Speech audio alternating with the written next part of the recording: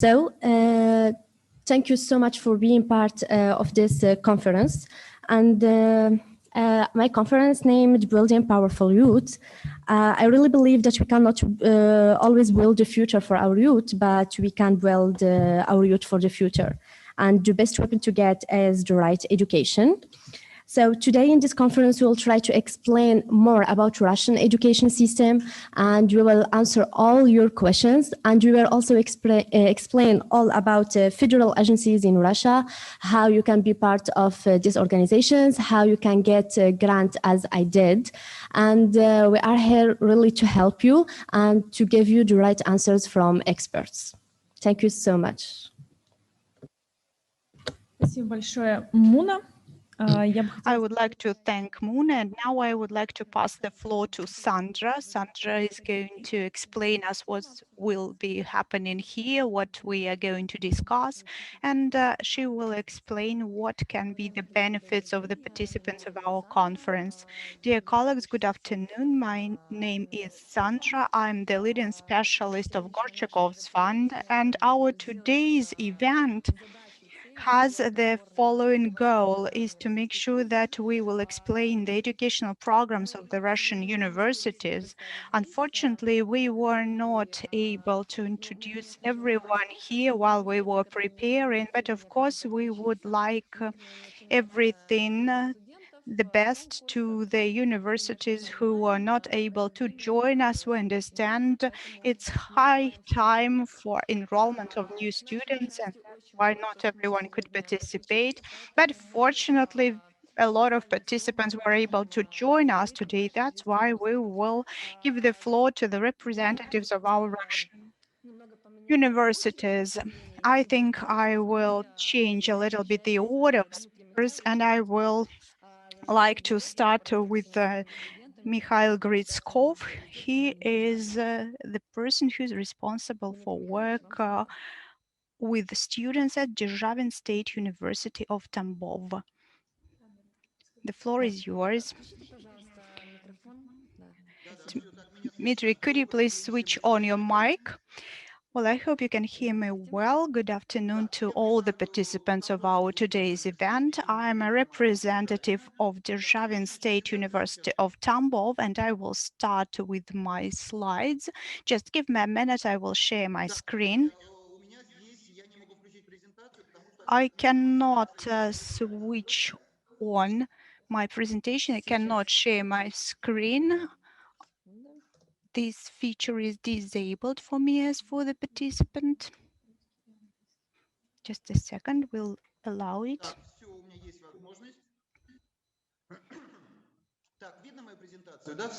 Can you see my screen? We see that you started sharing your screen. And yes, now we can see the slides. Okay, I will start once again. My name is Griezkov Dmitry. I'm working with foreign students, and Mouna is a student of our institute. We are very proud of her that she was able to win a grant.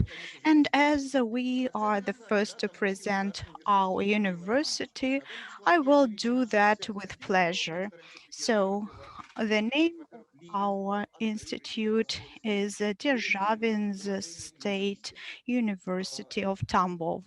And here you can see everything what is related to the values of our institution. And you can see that it was leadership, openness, and the other values. You can see that Tambovsky State University, named after Dzержavin, was founded in 1918, and recently we celebrated 100th anniversary. And we also have the state accreditation. We are located in Tambov. This is the city in the central part of Russia. And what's interesting, we have 10% of students among our citizens. That's why we call Tambov the city of students.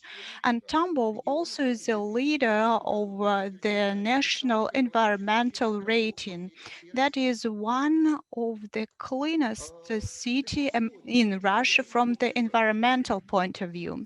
If we speak about figures, we will understand that, first of all, we have more than 150 programs of different levels of education. We have more than 8 institutes. We have more than 13,000 of students. We have the 17th place in the rating point of view of number of foreign students. Currently, we have students from 68 countries of the world, and we have more than 2,700 of foreign students. What else I would like to underline? First of all, we speak about lifelong learning because currently we have a wide spectrum of different programs. We have 150 specialties.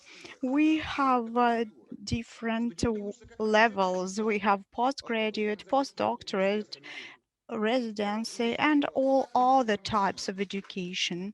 And we have the state-funded places at our university and commercial places. Once again, I would like to focus on the lifelong learning. Probably for foreign students, it's not very important, but I think it's also interesting because the school kids start getting acquainted with our university already starting from their last years at school. And we can also speak about the programs of BA, MA, and also we have a PhD, and we also have different ways to train postgraduate students.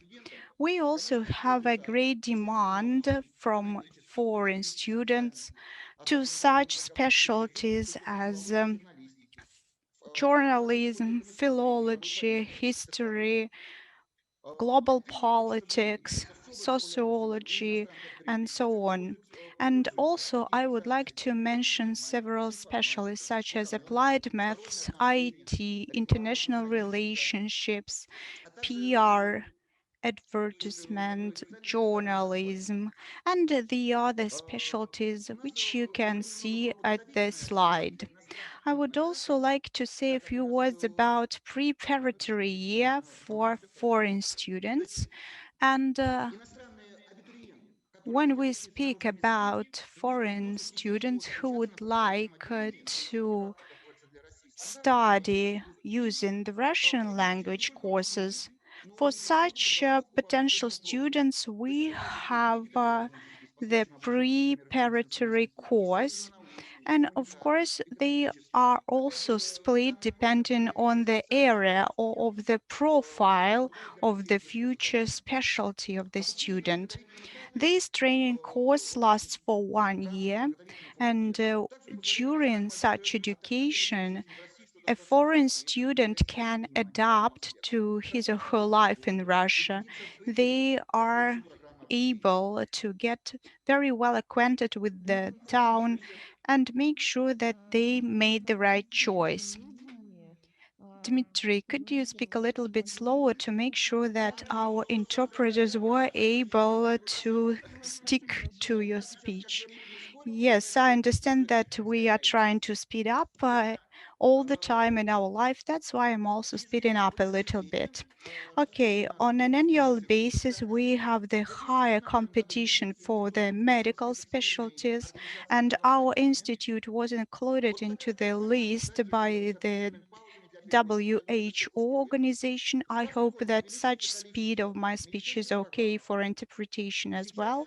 And we have more and more medicinal courses and programs at this time, and we speak about different medical specialties, for example, dentistry and we speak about ophthalmology, obstetrician, gynecology.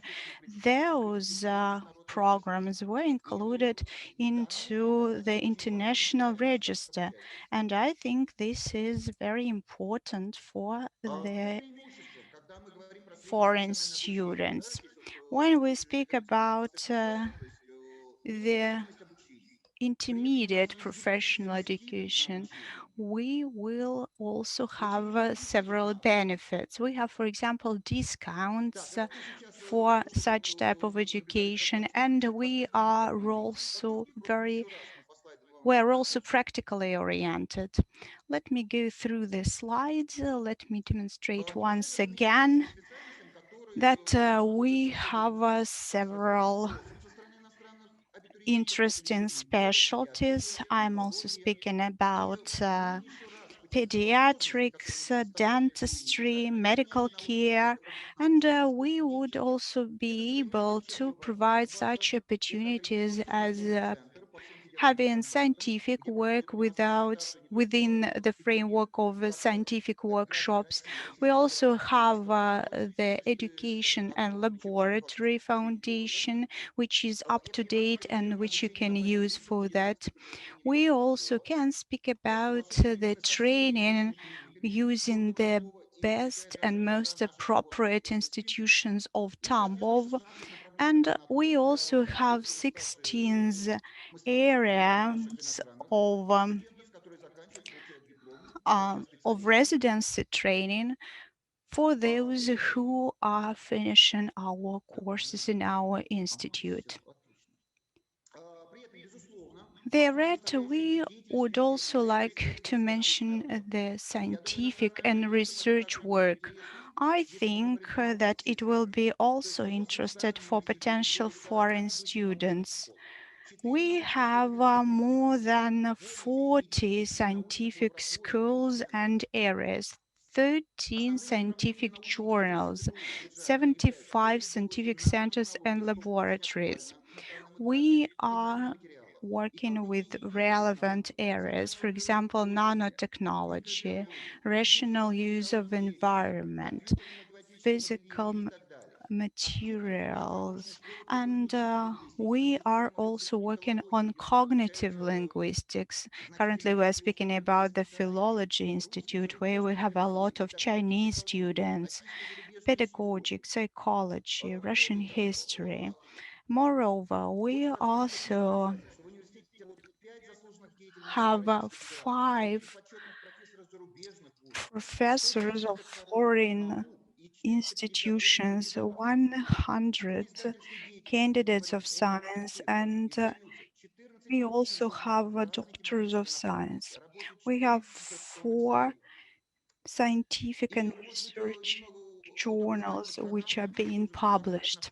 And maybe I would also like to say a few words about our infrastructure. Our infrastructure is well developed, and the infrastructure of the institute allows our students not only to get the education of high quality, but also to implement and realize their creativity. Infrastructure of the Javinski Institute includes the following. We have 11 buildings. We have laboratory equipped with modern equipment. We have Technopark Javinski. You can see it on the slide. This is a regional centralized venue where we implement innovative projects, for example, in pilot-free aviation. And we are also able to engage students and representatives of all the citizens. We are also having the championships of world skills, which is widely known. We also engaged in organization and conduct of international scientific and technical cooperation. We create the favorable environment for entrepreneurs. Here is digital information environment of our institute. Currently, we have the website, we have the mobile version, and we have the official version. And it's not only the website, it's also a virtual tour around Tambov Institute, where the student, even without knowing the Russian language, be able to see all the buildings and all the premises. We can also have the enrollment campaign, and we may pass all the necessary steps for application remotely. And when we speak about educational environment, it's not only about website, it's also about info points. Each person who enters into any premises, they can get all the necessary information in that info point. We also have the electronic library system, which is accessible by all the students. We also have developed a mobile application for our students. With that, we may resolve different types of issues and questions without necessity to come in personally. When we speak about the electronic student record books, that allows the students to trace and monitor their scores all the time. We have allowed access to all the data for students in a kind of their own account. And this is very relevant. We're providing online lectures. We are providing online thesis defense sessions. This is actually the global practice right now. Our special achievements, which is appreciated even by our counterparts abroad, is the students' one-stop shop, so to say. This is the one window system for executing, for making all the documents, both for enrollment and in the process of their study. Speaking about campus, we have a lot of students. We have 11 buildings for student campuses, almost 3,000 rooms, or 3,000 beds for students is something that we provide. So we have extensive capacities.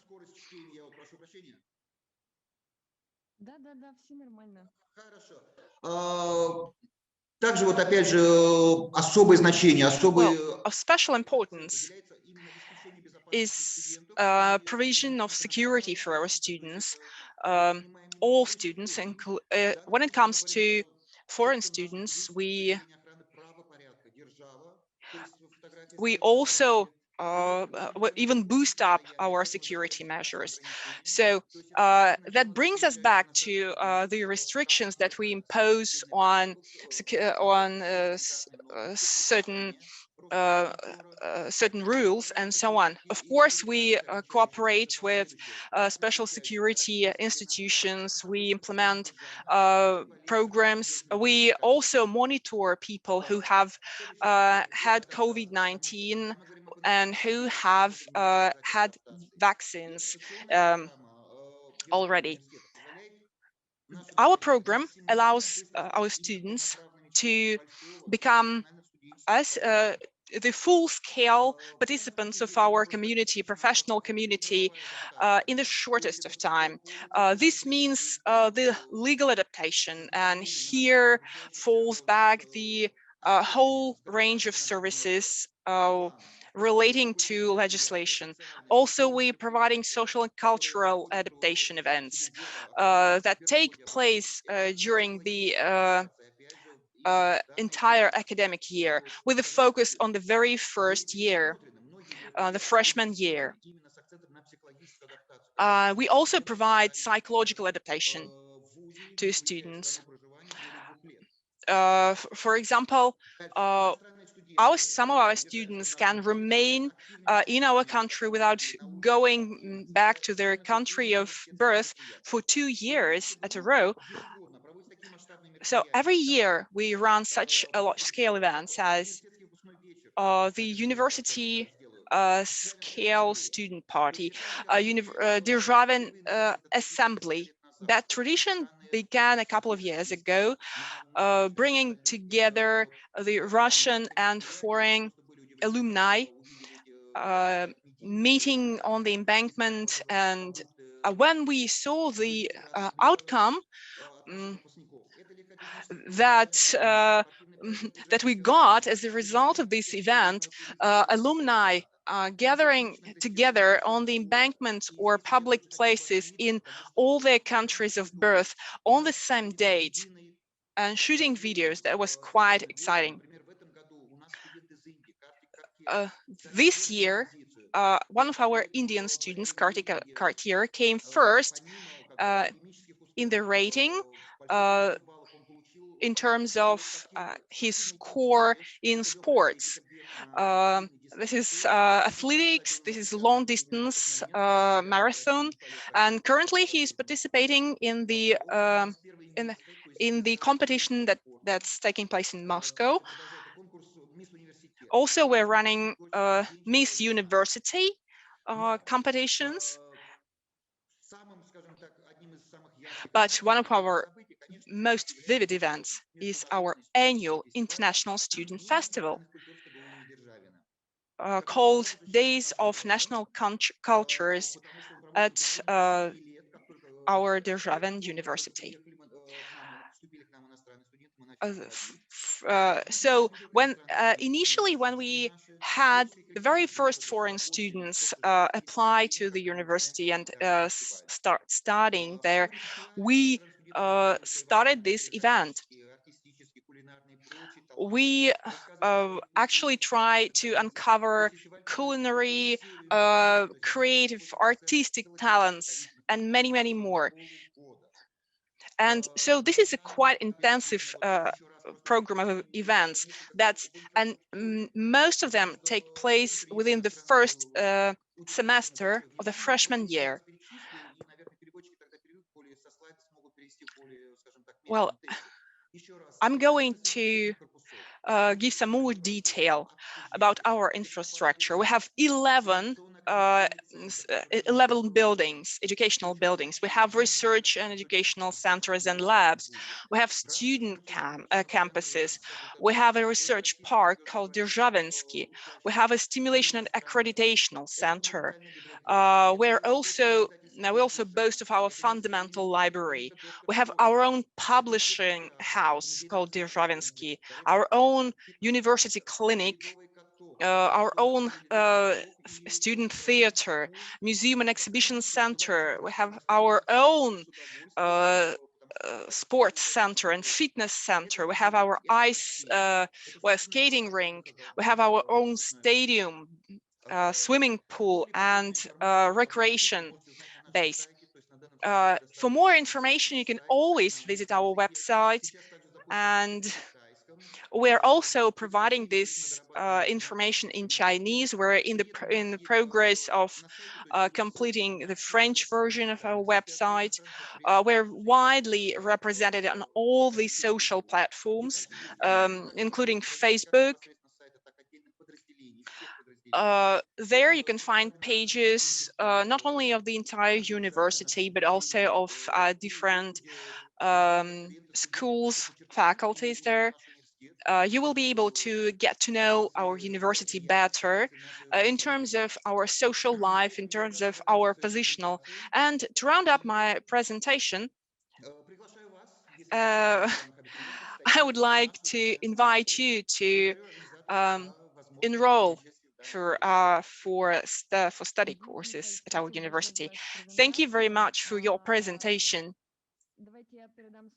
Let me give the floor to our colleague before we go to the Q&A session. We would like to say that in order to listen to the conference in English, you please look down at the bottom panel. For the foreign students, in case you couldn't understand anything in Russian, I wanted to tell you that, as Mouna told me, a lot of questions came about how to listen to the presentations in English. So below on your application, you have some, it's Globus, it's like Globus, and you click on it, and then you choose English or Russian. I hope everyone heard me. So if you don't mind, we would continue. And if you have any questions, please write. We will answer you in chat. Уважаемые коллеги, я возвращаюсь к своему русскому. Colleagues, I'm skipping back to English, and allow me to give the floor to the president of the Global Alumni Association, Vladimir. The floor is yours.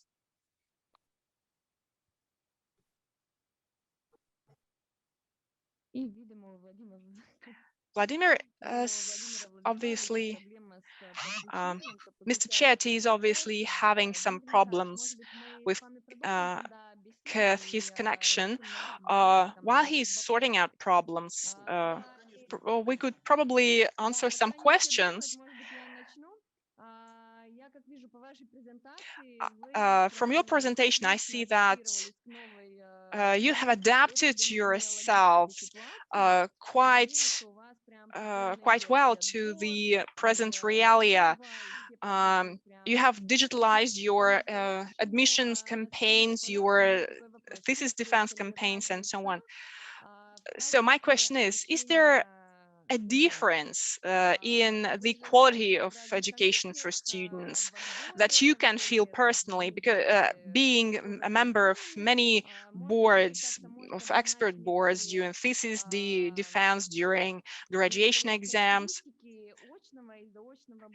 Can you touch upon some specifics of like offline and online educational formats? Sandra, I see your point. If we speak about the limitations that have been imposed in our lives on all levels, in all countries, well, compared to Europe or United States, our situation here is milder. Last year, we came across this situation for the first time, but we didn't get stuck in front of these limitations. We started looking for opportunities. For example, online format was a brand new format for us. Of course, the most part of students attend the medical program. And of course, we understand that we are losing some appeal to it because this program is mostly focused on practice. You have to work with your hands. But still, we are doing everything to keep the level of education, and we are providing for additional opportunities. We're providing various master classes, various lectures online, while offline students go to lectures and may skip lectures for various reasons, health reasons, and so on. Currently, we're offering an educational bank of lectures, of workshops, and many students can actually access videos. And you know that that is the case in many countries, in many universities, when after going on vacation for the winter or summer break, students just couldn't get back to our country because of the borders being closed. So this is a great help to them. We, of course, are forced to observe quarantine restrictions according to Rospotrебnadzor guidelines, and we are making COVID tests for students. But if we speak about the going out of the country and into the country, yes, this is getting difficult for students, but that's why we're offering online lectures to make it easier for students to keep up with the curriculum. Of course, we know that there are restrictions on the number of people for offline events, and this makes it easier for us to run online lectures. So we're using different platforms and formats to provide lectures and instruction. So presidents and rectors of universities have taken the stance towards the current situation that it also gives us opportunities. Of course, there are some drawbacks to the current reality. We have lost some of the practice focus in some of the disciplines, but this happens for a number of objective reasons. I see. Thank you. I see Mr. Chetty is online with us. Mr. Chetty, do you think you can speak right now, or is it better that you join us a bit later? Can you give us some feedback?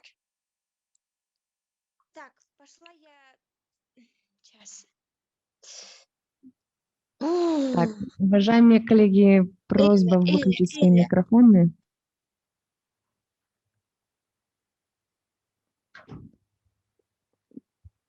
Так, Дмитрий Михайлович, давайте... Если что, и вопросы есть, мы с удовольствием еще ответим на какие-нибудь вопросы, пока у нас там есть у людей технические, так скажем, заминки небольшие. While there are technical issues, I'm still online for your questions. I have one more question to go. I know that Mouna remained in our country during the pandemic. So,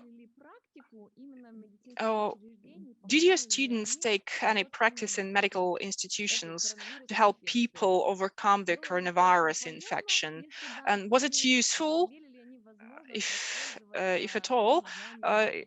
And were they able to actually apply their knowledge in real situations?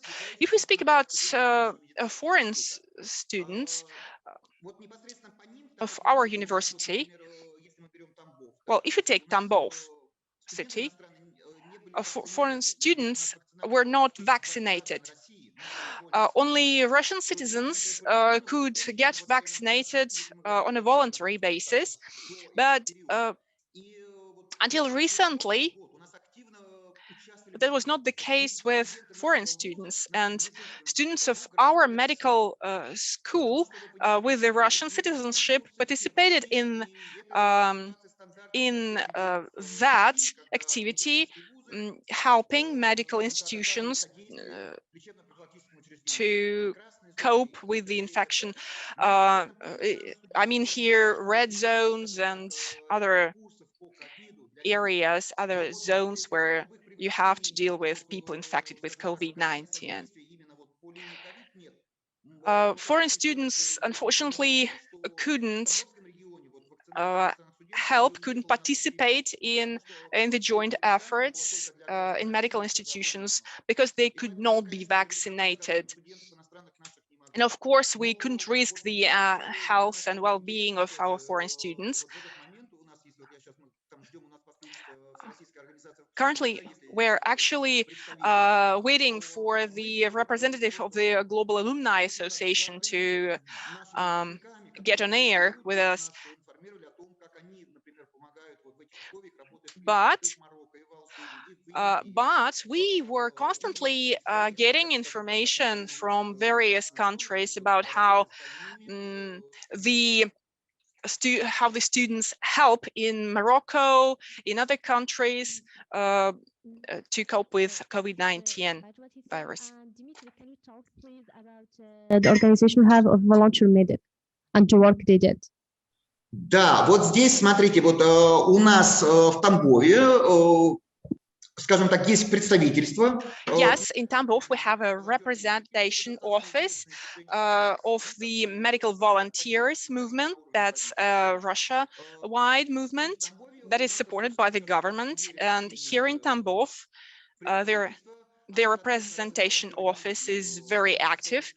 It consists of a lot of students, including our university students, and apart from Russian students, foreign students also take part, and very actively with that, in their efforts.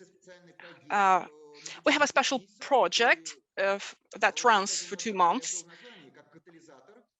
We even called it Catalyst. It is about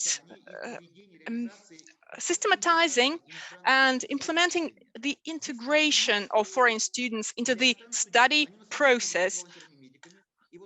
These students act as medical volunteers, and during this period, they helped not with the treatment of the of COVID-19 patients, but they helped in the social sector, for example, helping deliver products, foodstuffs, and other services to low mobility people. So we had several groups of people working together with the Russian students. Probably we should also switch on to the slides, and more than 10 foreign students received the awards at the level of the governor of our region for that movement of volunteers during COVID, helping the low mobile population.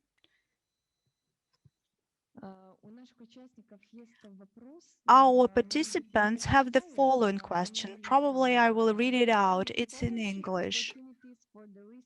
Students who want to continue their research career further.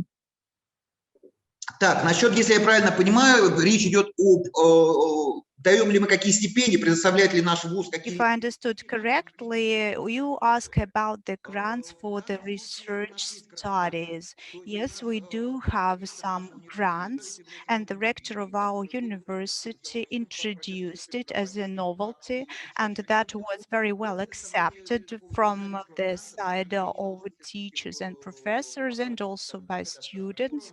We are now having those grants for master's degrees and for PhD. I'm not sure about the allowances for foreign students to make sure that they can study. But some of the students have to pay for our education, and some of the foreign students are funded by the state. Please interrupt me if I'm too fast. Yes, thank you. I have to interrupt you all the time, but I want to make sure that our participants will receive all the necessary information. Yes, Sandra, very well. I will try to be as low as possible. We do have support for foreign students. This is the idea of our rector. We have the so-called Javinski grant for the research works and studies, both for students and postgraduates, those who are having master's degrees and PhD, and we support it not only from the side of our teaching employees, but also by students. And once again, it's a kind of support. It's not scholarship, it's grant. I think that we see the following situation. We have two types of students. Those could be the students whose study is prescribed in the international agreement. For example, in this case, this is funded by the state or by the agreement and paid by the student. Have any other question? We're gonna receive them on chat. Да, конечно. Дмитрий Михайлович, прошу прощения, у меня очень много I вопросов. have a lot of questions. I apologize. You are more than welcome. We're very happy to answer all the questions. As the medical area is a very important area of our life, I have the following question. A lot of people, especially when we speak about foreigners who would like to proceed with their education in the medical area, you have education not only in Russian, as far as I understood, but in English as well. But probably for them will be even more interesting if we have some preparatory course when you have a Russian language specifically for the medical area. Do you need to be prepared somehow to enter the medical institution? Yes, Sandra, I mentioned it actually during my speech. Yes, we do have the preparatory course. We have to study 1 year there, so starting from the 1st of September and for 1 academician year. During that preparatory course, those who are going to be enrolled afterwards, they study Russian. After that course, they will receive a certificate which would allow them to study afterwards in the Russian language. And when a foreign student is coming to us and claim that they would like to study in the Russian language, they have to pass that preparatory course first of all. And when a student comes, we know that his specialty afterwards will be related to medicine. That means that we have a specific dedicated course of the Russian language in the medical and biological profile. And those students who want to study IT or finance, then they do not need those medical or biological disciplines. Have I answered your question? Yes, that's why I wanted to clarify that, because I remember that when I was at my preparatory course, I also studied history, not only the Russian language. I was going to study at the political sciences. What I want to make sure that you do have the Russian language as a subject, but not only the Russian language, but also the Russian language customized for the area in which they are going to study.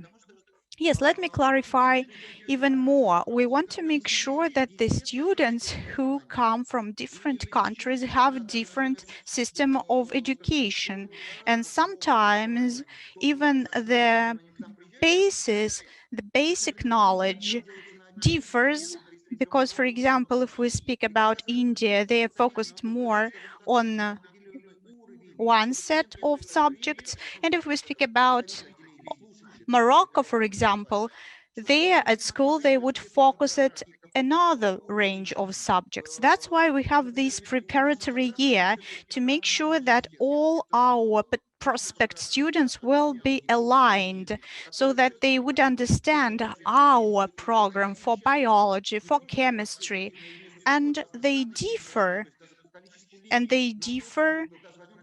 from different countries because sometimes the courses or the programs which we have for different subjects take different number of years. Biology or chemistry, the scope of those subjects is different and the requirements for those subjects is different. Thank you very much. I think it's very good answer.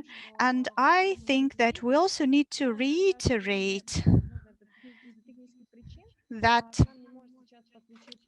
we have issues, probably some technical issues with Mr. Chetty, but probably you will be able to explain what are the communities based on the country you have in your institute. You said that you have students communities, and such student communities help foreign students to adapt not only in the institute itself but in the country as well. And you've also mentioned the days of culture, and that's why I think we need to speak up a little bit more about such type of communication, because you have different religions, different countries, and so on and so forth. Yes, Sandra, thank you very much. If we speak about the ethnic communities, we may also say that such different communities, students from India, from Morocco, and so on and so forth, it's a traditional approach. And we, for example, have students from India, students from Morocco. Such a community would elect a president or a representative of this community. Yes, yes, I will try to get slower. So once again, about such ethnic communities, when we speak about our university, I think that we are very close to the traditional approach. For example, when we have prospect students, such community will play an important role for adaptation of such a student. For example, a student comes from India and we speak about autumn, and the student doesn't get used to such weather when we have rain, snow, cold, darkness. This is a kind of a psychosomatic barrier, and we need to adapt such a person. And when we have such community, we have elected presidents, and they also have vice presidents or managers who are responsible for adaptation of the freshmen. It could be their onboarding program when they demonstrate the conditions of the living in the dormitory. They also show everything in the institute, where this or that is located. And sometimes we can see that the community is very, very useful when they explain the nuances of the educational process itself. They can do it even better than us, for example, than our teachers. In this case, they are our assistants when we speak about the enrollment procedure, when we speak about the freshmen. What is also important, such communities also help us to enforce discipline, for example. It's not a secret that we deal with the different cultures and religions when we deal with the students. For example, we know that this is the dormitory of students from India because they cook curry, because there are some other issues related to this culture. I'm speaking about positive moments. And of course, such community allow us to help. Students Interaction Center and our buddy school. Да. Муна вот сейчас попросила. Yes, Mouna asked to say a few words about our center, and taking into consideration our experience, we are working with foreign students for more than 10 years already, and according to Rector's idea, we may say that we created a dedicated center based on our experience with work of foreign students. This is the Center for International Cooperation for Students. And we did that on the regional level. Why I'm speaking about the regional level? Because we have several institutions in Tambov. It's Industrial University in Michurinsk. It's a Technical Institute in Tambov. We also have Musical and Pedagogical Institute named after Rachmaninoff. In all those those institutes, we have foreign students. That's why we have a center, a regional center for students communication. That's why I said Tambov is a student city. This is a regional city. It's the place to study. Tambov is calm and they can focus on their education. And as for the regional center, this center allows to consolidate all those activities, the activities of all those four institutions, to make sure that foreign students are onboarded and adopted. And what's interesting, we also had the financing, and that was the financing of the regional government. And we had several events. For example, Mouna mentioned body system, and when we see the exchange of students, and this is a widespread practice abroad. We also practice that body system, and we were able to systematize this work only when we started to work with that regional center. So when we had the work with experts, we had trainings with psychologists, legal specialists, when we had the trainings also at our official organizations, for example, where you need to work with the passport. That means that we do not simply assign a body, but we also have a person who is very well acquainted with all the aspects, legal aspects, migratory aspects, and all the other aspects for foreign students. What else can I tell you? So do you have any other questions, please? Мне кажется, мы просто заняли весь эфир. I think that we are having a lot of time dedicated to questions. Okay, Sandra, if we have some time, I am able to speak up about the sports event. For example, this year, for example, I'm sorry for interrupting you all the time, but you hurry, and yes, indeed, I'm trying to squeeze all the necessary information in such short period of time. Okay, once again, this year we had the following events. We had the event supported by the regional government, by Rosmolodezh, by the other authorities, and we tried not to have the events with foreign students, but we want to make sure that we have events not only covering the foreign students, but the foreign students together with the Russian students. That allows us to harmonize the international relationships, that make sure that foreigners will start understanding our culture better, and also our Russian students will better understand foreign students. And for example, we had 4 areas. We split sports. For example, we had our Russian kind of sport and one kind of sport for foreigners. For example, for foreigners, it was cricket. And for Russia, we had lapta, that is the Russian ball game.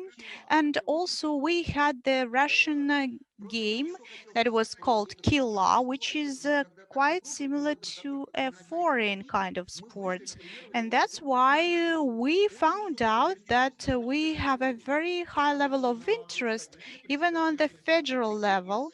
And we spoke with the cricket representative of the cricket association in Russia, and that was the representative with India. And currently we are planning to have the cricket championship, but we have to wait until the COVID restrictions is over. And currently we are also working on the technical possibilities, and Mouna is actually a resident of that center, and she is a very active representative. And now I also feel that I missed something in my speech. I did not include it into my slides, but I want to say also that during that COVID period, we tried to use online format to the maximum. And we had this project which is called Online Quest, that is information related to Tambov region at our website. It's about culture, traditions, about our celebrities, but it was like a quest, like a game. That means that people, foreign students, prospective students, even Russian students participated in that quest. And we had more than 500 items like mini lectures, videos of different format. When students got acquainted with each other, and then they passed that quest together. And nearly half of the participants turned out to be students and their friends who were staying at home, who did that remotely. And we did not expect that not only our students would participate, but also their brothers, cousins, and other relatives. So they watched the video and lectures, and then they checked their knowledge. I'm not sure who won the second place in one of the stages, but it was not a student, it was one of the relatives of our student. And we passed the cup for that person and promised that his friend or a relative will deliver it to him when the border is open. We need to make sure that we look at all the options. Of course, not everything is possible to be done online, but some of the things can be implemented online, and we need to be positive. Question from Sandra.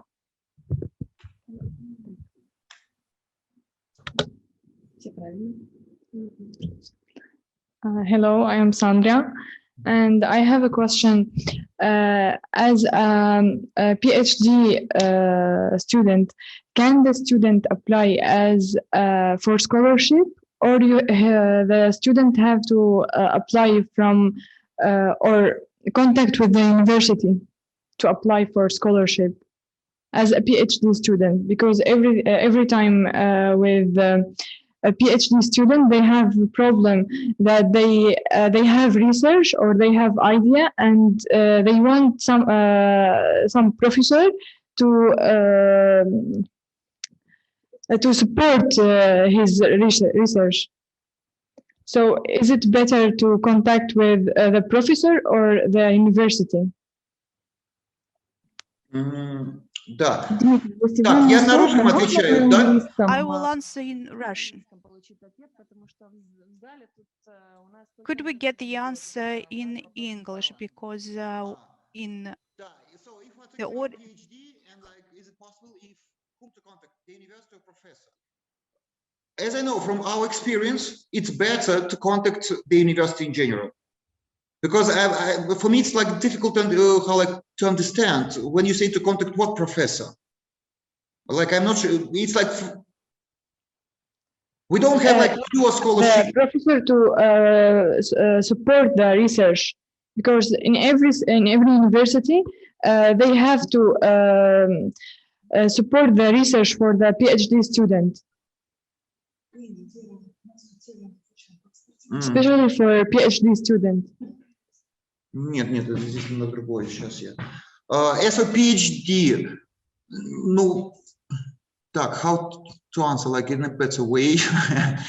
As I know, again, because let's see, like it's probably like I'm a lack of information, but as I know, PhD students, if we're talking about scholarship, if it's our student, it's possible. Or you are going like if anyone wants to become our PhD, or what do you mean exactly? Like they are foreigner student and they want to study in Russia. Mm-hmm. So they have to contact the university or find university to support their research, or they have to contact like center or like Like for me, I contact when I applied for my scholarship. I applied through Russian Cultural Center in Syria. So they have to contact with a center, or they have to contact the university immediately to the university. It's now it's clear. Okay, thank you very much. Thank you very much. So it's up to students, because we use different ways. So we have special centers. But it's anyway. If you use our official email or like our official fax or any phones, you will be directed. Like different services, you see, like we have one window, as we say, like one port, one spot, and it doesn't matter what information comes from. Anyway, if a student wants to be, if any person wants to be our student, it doesn't matter, like he calls to the rector service or like to our institute. For example, like sometimes we get information from students who in our medical institute who want to get like lawyer diploma. So if we get this information from them, we redirect them to the law institute.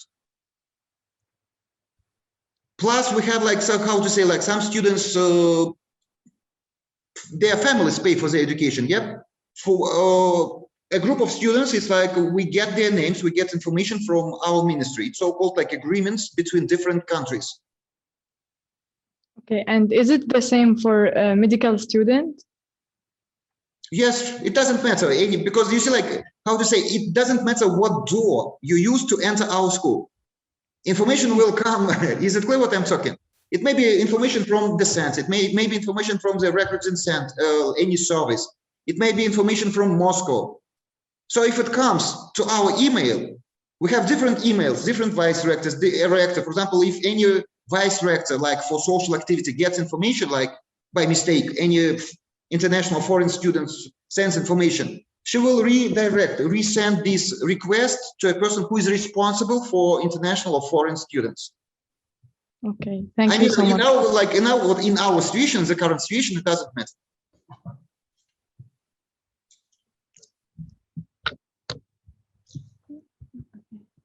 Okay, thank you so much, Dimitri. I guess we don't have no more questions in our chat. So thank you so much for your help and your presentation.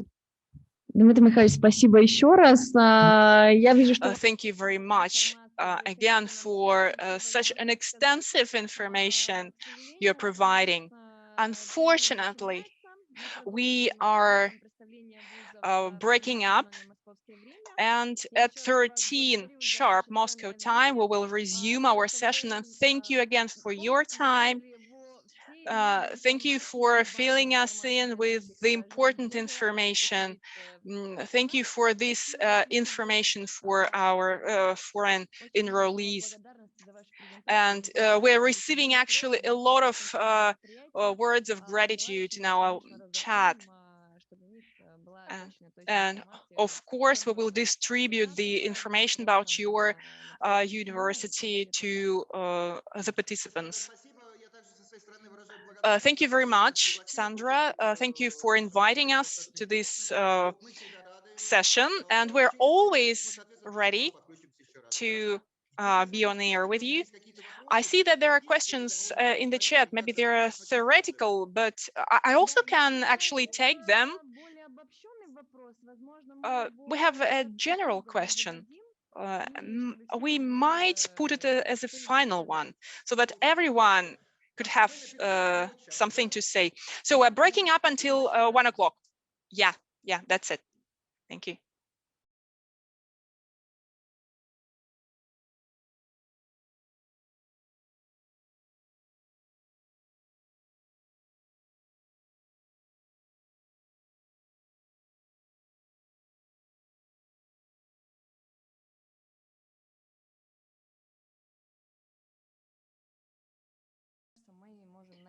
I hope while we're waiting for the others, we can start. Our next speaker on the program is the expert on foreign student relations at MGIMO, Daria Chantsova. You have the floor. Good afternoon. I'm happy to meet you all.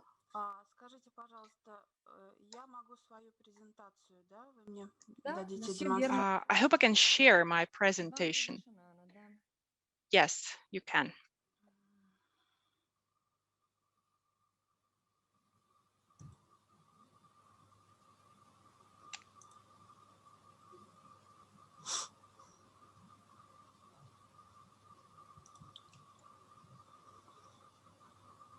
Ее видно, да, сейчас? Да, да, I да. hope you all can see it.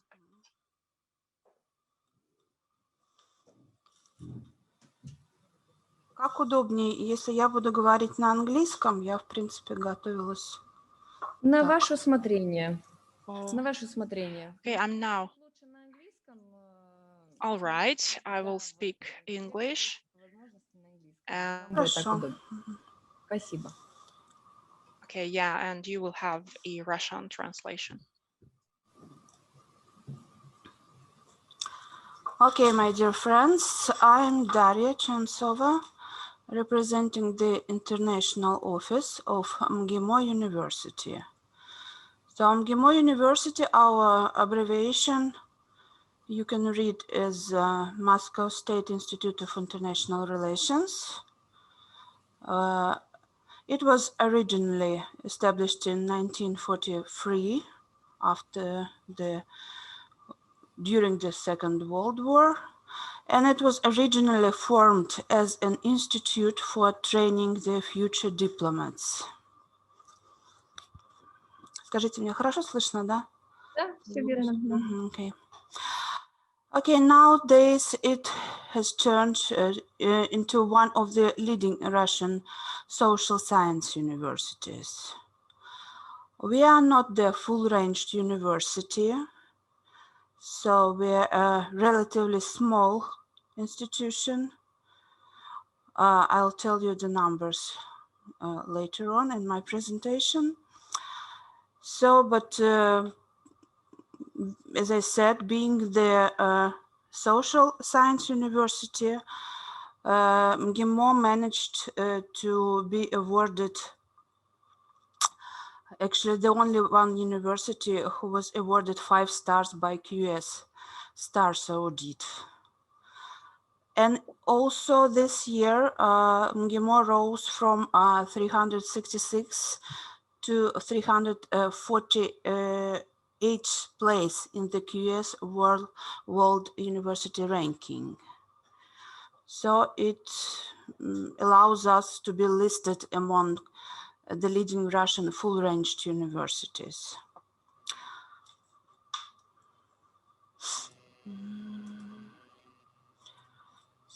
So today we have already more than 7,000 students in total.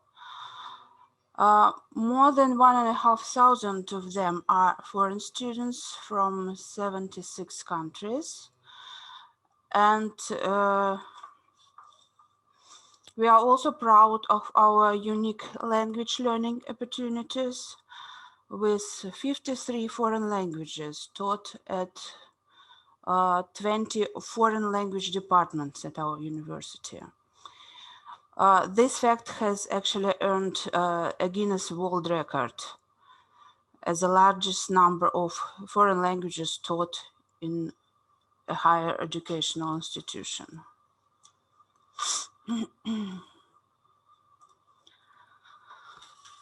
Here is a few images of our building in Moscow. We have 3 campuses in Moscow itself, the one that you can see here. One in Moscow region, close region, city Odintsovo. And also there is one campus in Tashkent, Uzbekistan.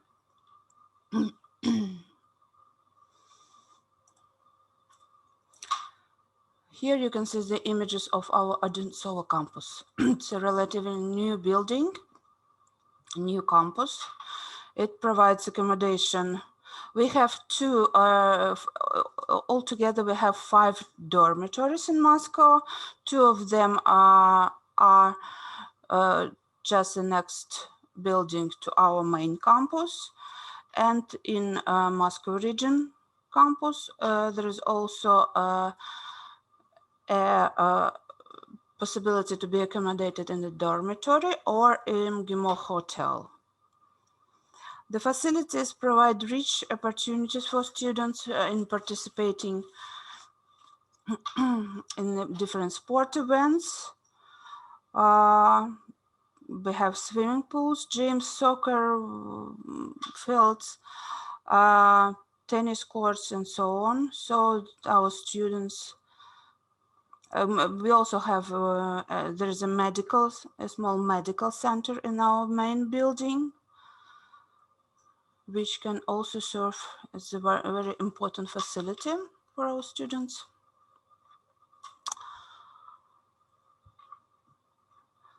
Here you can see a few pictures which can show you moments of our student life. I must say that MGIMO provides a wide choice of opportunities for international students to be engaged in social life and in cultural events. We also have a tradition to have a national clubs. We call it fraternities. It's smaller students' organization which are incorporated in the Students' Association, and they play a very important role in the student life of our university.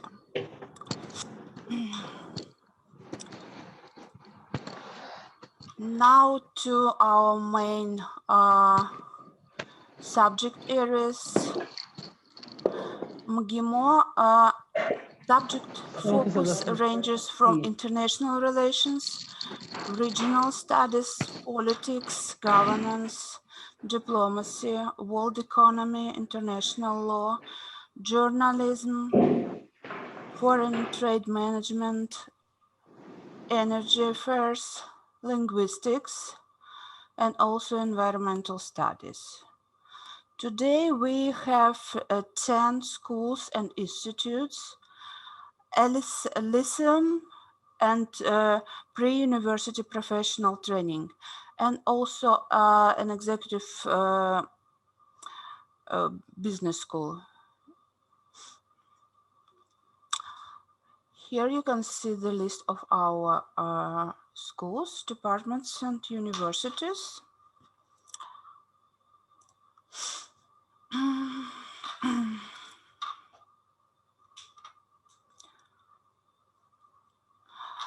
As of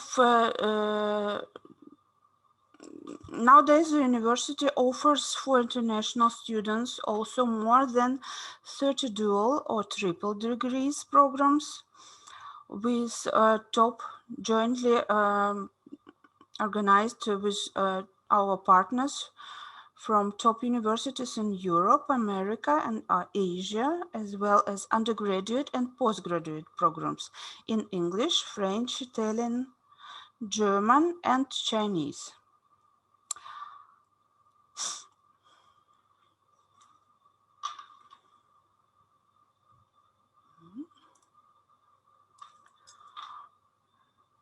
Short information about our international cooperation agreements.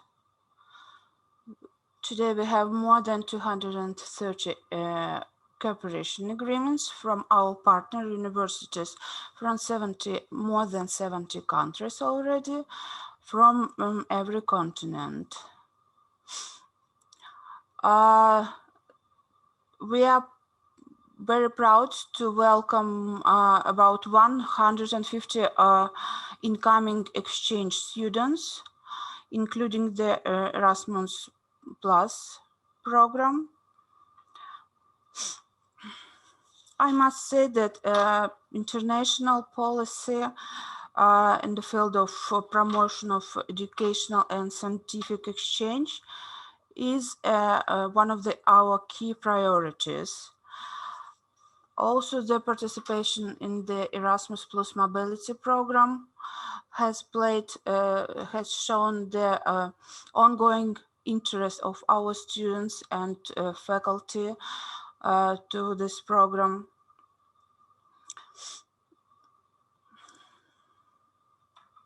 The international students, the exchange students, have the possibility to be enrolled at our university for 1 semester or full academic year.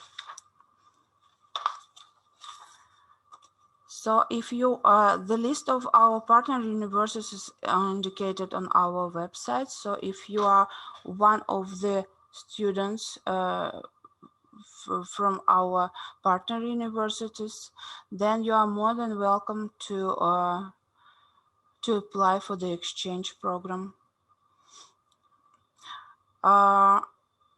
Depending on the specialization, international exchange students have also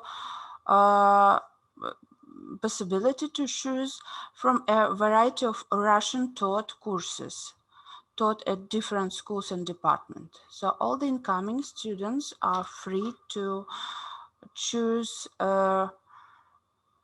any program they're interested in, which is taught in Russian language.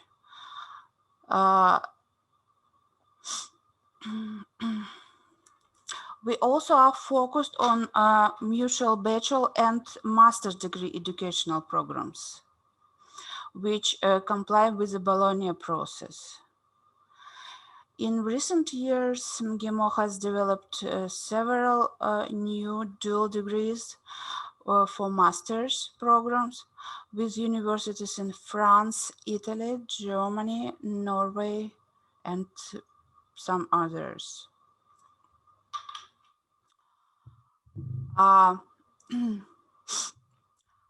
Here you can see the short list of our partners which we implemented the joint mobility exchange in the frameworks of Erasmus Plus program.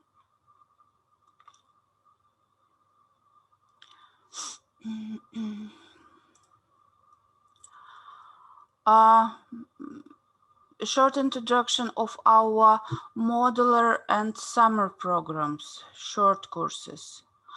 The international students, as at any university, maybe in Russia, of course, are more than welcome to join the one-year preparatory Russian language course. Besides, there is a possibility to participate in short-term Russian language courses, as well as individual Russian language courses. As for the Russian language course, it might be interested for our students, for our guests. I must say a few words. Actually, first about the preparatory Russian language course. It's a full year course. Is recommended for those who want to learn Russian language in a relatively short time or to boost the confidence in the language and develop communicational skills. Students usually take this course with intention to continue study in Russia or work here or doing business with Russian partners. This course is especially recommended and actually focused for foreigners who wish to apply for MGIMO programs which are taught in Russian language. The applicants are tested to determine the language level, and the groups are formed based on the language level.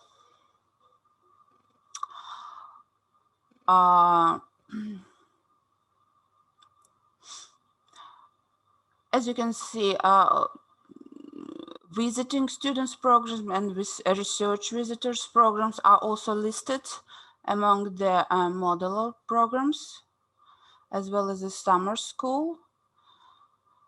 On the next pages, I will give you the contact information for those who are interested in some of those courses.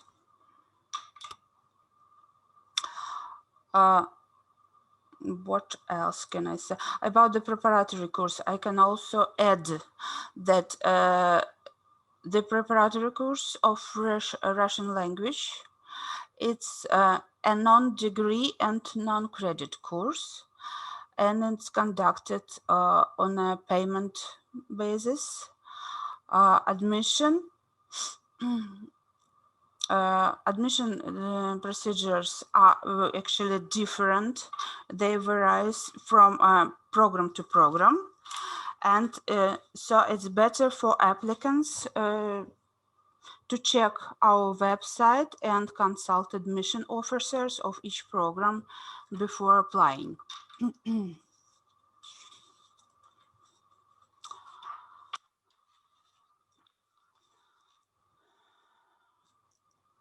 So here is some contact information for students interested in different programs. First of all, the international office, our team, the team that I am representing right now. We help foreign students in dealing with practical matters related to their stay in Moscow, in Russia, such as obtaining their visas, going through registration programs, immigration questions, and so on, accommodations. Our teams is in charge of implementing the student mobility, administrating admission for Russian language taught programs, for Russian language programs, as well as Russian taught bachelor degree programs. So if you are interested in bachelor's degree programs in Russian language, or you are exchange student or visiting student, or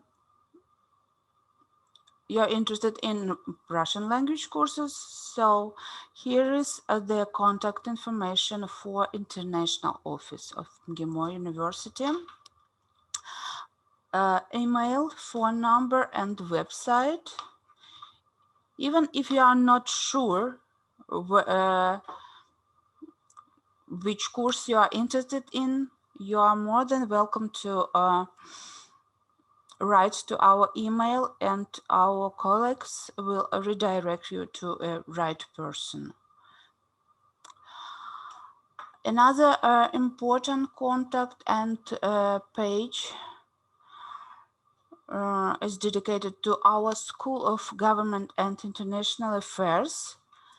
Actually, it's the one fully the one department, one faculty, which is fully dedicated to a full-ranged bachelor program taught in English language. Here are the contacts of this school. Its main program is bachelor's degree program in Government and International Affairs. So if you apply for this program, if you are admitted to this program, so during your study, you will complete a set of courses in world politics, political science, governance, and management. Also, some courses in economics, business, law, and social science. So the program, it consists of 4 years full-time training as a standard bachelor program in Russia. The graduates may apply for the master's programs taught in English or in Russian, or the existing dual degrees programs. And another important contact for those who are mainly interested in joining some of our master's programs taught in English language, or our double degrees or dual degrees master programs, it's our master's training office. Here are the contacts, the link to the website where you can get more information or find some information that you need.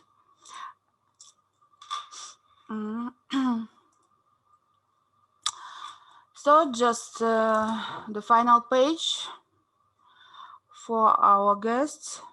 At this point, I guess I shall finish my short presentation just to give you a brief idea of what is MGIMO like. And I wish that we might see you maybe one day among our alumni. So thank you very much. If there are some questions that I can answer, I'll be glad to do it. Дарья Дмитриевна, спасибо вам большое за вашу Daria презентацию. Dmitrievna, thank you very much for your speech. Of course, I can say only good words about this university as I am an alumni of this university, but I think that we will be able to give floor to the representatives of other institutions, and maybe afterwards we will be able to share more information about opportunities. Then we are having the next speaker. We will have Alexander Kosciudan, Head of Admissions Office, St. Petersburg State University. Dear friends, dear colleagues, good afternoon. I'm glad to greet you here. First of all, I would like to thank my colleagues of Gorchakov's Fund for inviting me to participation in this event.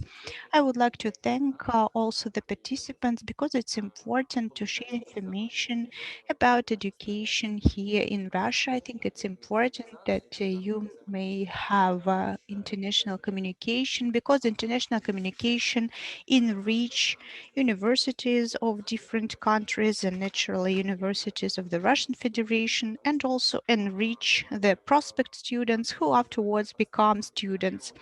Because if you study in educational environment of not one but several countries, that would contribute to the personal and career development. Today, I would like to say a few words about St. Petersburg State University. This is one of the leading universities of the Russian Federation. Its activities are governed by a separate federal law together with the Moscow State University named after Lomonosov.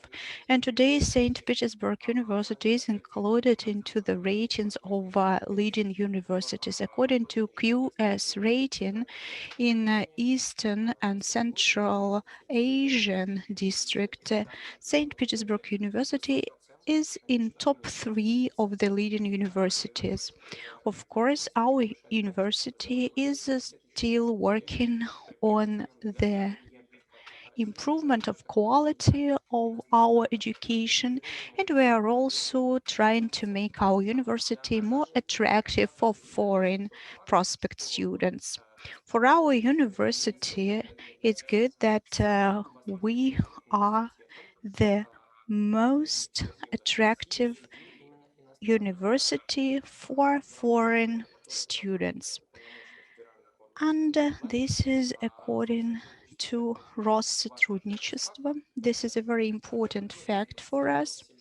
And being the top university in such ranking is not the ultimate goal of the university, but it demonstrates how our efforts are awarded. St. Petersburg's University is located in St. Petersburg. That's one of the cities, one of the capitals of Russia, let's say so. And I think that you are very well aware of St. Petersburg. And I know that you are aware of that because St. Petersburg is the cultural, educational, scientific center of global importance. That's important to know because our university is an integral part of St. Petersburg. That means that when you are a student of St. Petersburg University, you become a citizen of St. Petersburg. You will be able to visit Hermitage, one of the biggest art museums of the world. You can go to opera or ballet in Mariinsky Theater. You can come to the football stadium and see very interesting matches of the higher level. And it's also an attraction for students because being a part of cultural life is as important as being a part of educational environment. That means you are not only getting skills, knowledge, competences in our university, but you are also a part of the organization of the institution where you will be soaked into culture of research, culture of knowledge. Here you will see some further information about the possibilities of living in St. Petersburg. The opportunities are quite wide. If we speak about facts and figures of St. Petersburg University, we also would like to highlight that it is the oldest university in Russia. It was established by Peter's order, that's the Emperor of Russia. It was established in 1724 based on the gymnasium, and in 3 years we are going to celebrate our anniversary, 300 years of our history. During those years, we were able to prepare different specialists who became well-known people in politics, who became celebrities, and of course they contributed a lot to the development of culture, and not only Russian culture but culture in general. Today we have 5,000 students and 15%, 25,000 students, and among them we have 15% of international students. And the number of international students is growing from year to year, and I think it's very important for us because it's not useful only for those foreign students and for the university, but also for Russian students. Because when we study together, we get additional knowledge, and not only in the humanitarian in the humanitarian subjects, but also in the natural science. We also have more than 2,000 cooperation agreements with employers, and they are actively involved into the educational process of St. Petersburg University. We say that our university is the fundamental university, and we have the story of even several hundreds of years for our courses, but still, although we have the fundamental education, it doesn't mean that it is obsolete. We are very agile and we are very practice-oriented. And this cooperation with employers allows us to prepare such specialists who are in high demand right here and right now. That means that the skills and knowledge got by our alumni are in high demand, and our alumni contributes with their skills and knowledge to the development of the countries, here and abroad as well. We also have more than 400 main educational programs. We also speak about the higher education programs. First of all, we speak about bachelor's and specialist degrees, which are actual and relevant for the those who graduated from schools here in Russia as well. We also have master's degrees, and we also have PhD for pedagogic staff. And those are the programs aimed at scientific research, first of all. We also have programs of residency for those who are studying medicine. In St. Petersburg University, we have wide infrastructure for educational activity, for research and scientific activities. We have one of the best university research parks where we have 26 resource centers, where we have the high-class, highly precision equipment, which is available not only for scientists and employees of our university, but also to students. Russian students and foreign students, they can use that equipment to pass the educational programs, and they need a special permit from our faculty to make sure that they can prepare their theses and other scientific work and research. Of course, the possibility to use such equipment will benefit the quality of the work. We have more than 5,000 academic staff. We speak about assistants, we speak about professors, we speak about all levels of the academic staff. Many of them are scientists very well known around the world. I can give you an example. We have the laboratory named after Chernyshov, and Stanislav Konstantinovich Smirnov, a laureate of Fields Premium, is the head of that laboratory. And this premium is similar to Nobel's Prize.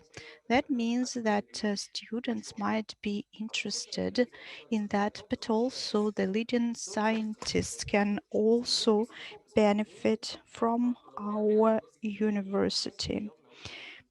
And I would also like to pay your attention that we have a lot of alumni who had the who had been laureates of the Nobel's Prize in physics, in chemistry, in economics, in physiology, in medicine.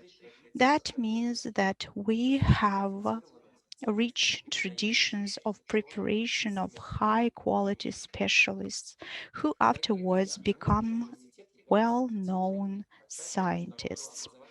Of course, we are also a part of educational environment, and we partner with foreign universities.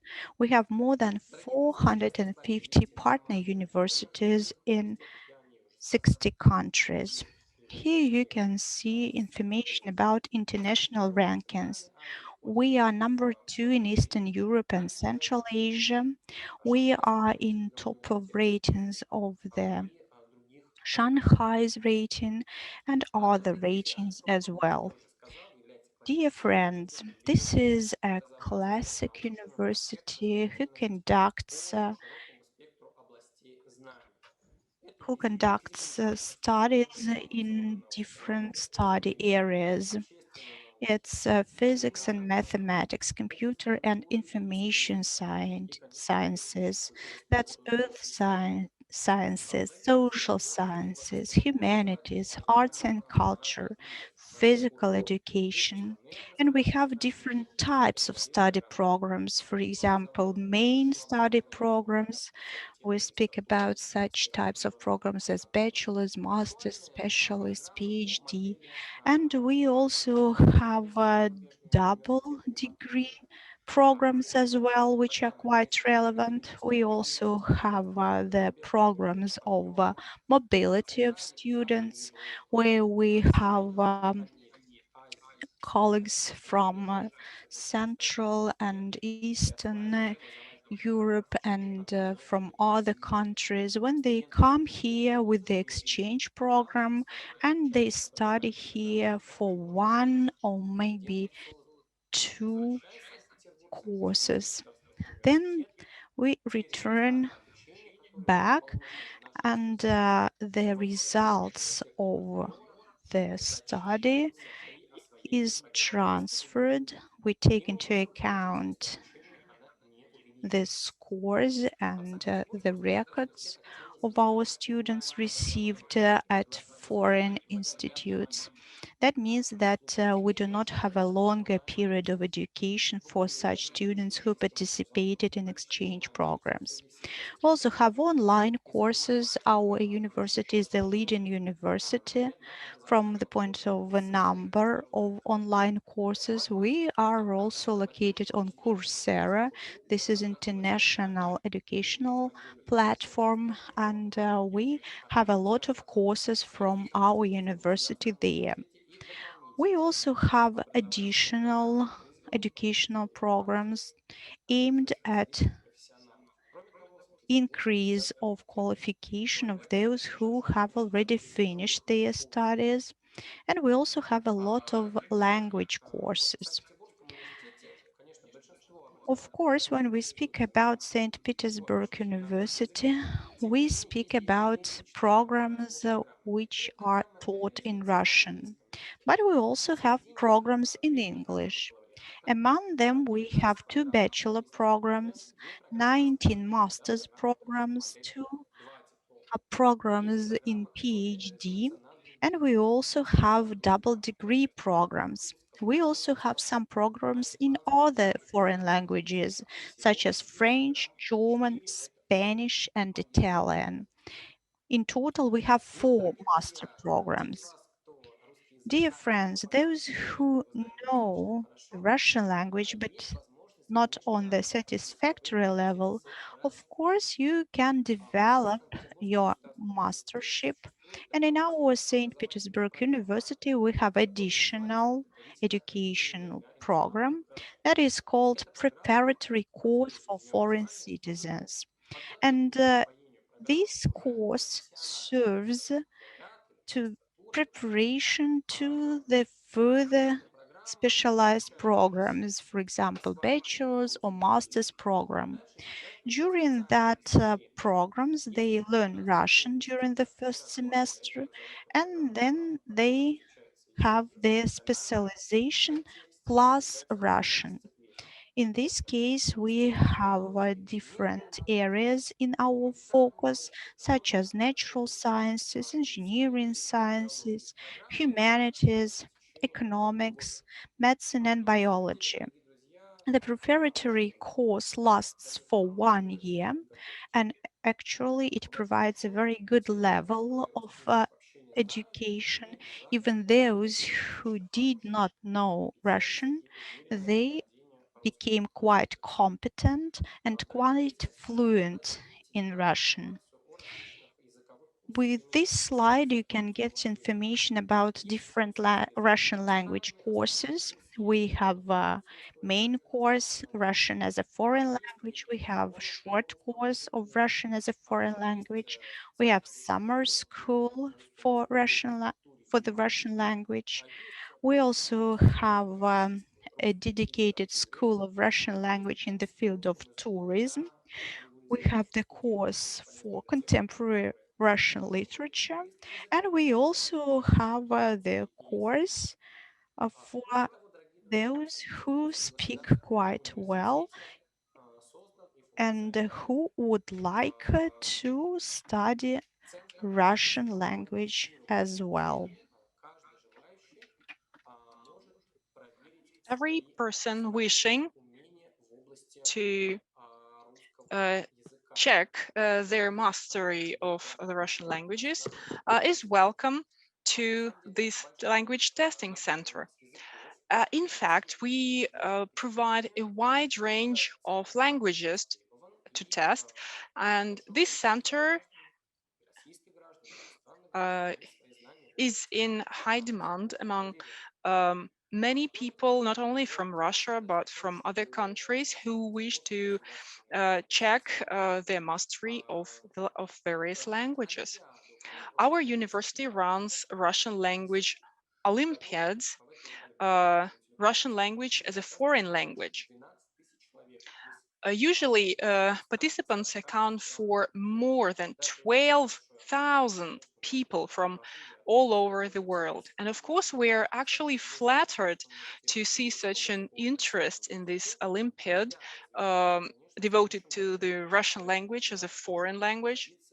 And next year, we're also going to run this Olympiad, and we encourage all of you to take part in it. We also have the so-called online school for those who would like to study various common disciplines such as literature, history, geography in Russian, and also get to know professors of our university. This program is currently open, and usually it covers 8 foreign countries, totaling 1,000 people, 1,000 attendees. Speaking about our Olympiad in Russian as a foreign language, it is usually held for school children and students aged 14 to 78 to 27. And of course, it is designed to test the creative approach, to test the level of knowledge of the Russian language. This Olympiad includes 2 stages. The first one is the admission stage. It takes place in the buildings of our partner organizations in Russia and abroad. But unfortunately, last year, in view of the pandemic restrictions, we had to resort to online sessions for our Russian language Olympiad. You have extensive additional opportunities to study the Russian language. We're offering a conversational club. We have a wide range of consultations provided by our professors who will consult you on ways to study Russian as a foreign language and consult you on the opportunities to master the Russian language. Our center is one of the leading centers with this focus in Russia. I'm speaking Russian right now, and I'm speaking quite dynamically. And I know that among you, there are people who know the Russian language to some extent. And this communication that we're having right now is your opportunity to get to know better what you can get additionally, what you can benefit, how you can benefit from studying Russian language at our university. I would also like to mention our educational and cultural environment that we create for our foreign students. I see a question in the chat, and thank you from Zeina for your question.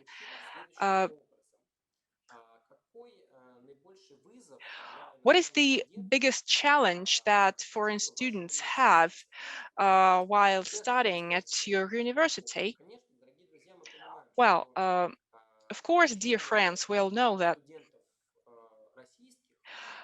the education of, well, the study process of Russian-speaking students and foreign students in any university in Russia is a different story, and that's true for any country. Of course, our foreign students, PhD students from abroad, might face some more challenges compared to the Russian students. Well, primarily, this is the difference of educational programs, of curriculums of the Russian Federation and our university in particular is trying to promote the Russian culture, the Russian education. So we encourage students to study our educational materials, participate in seminars and workshops. Maybe some foreign students, for obvious reasons, might find it hard to do,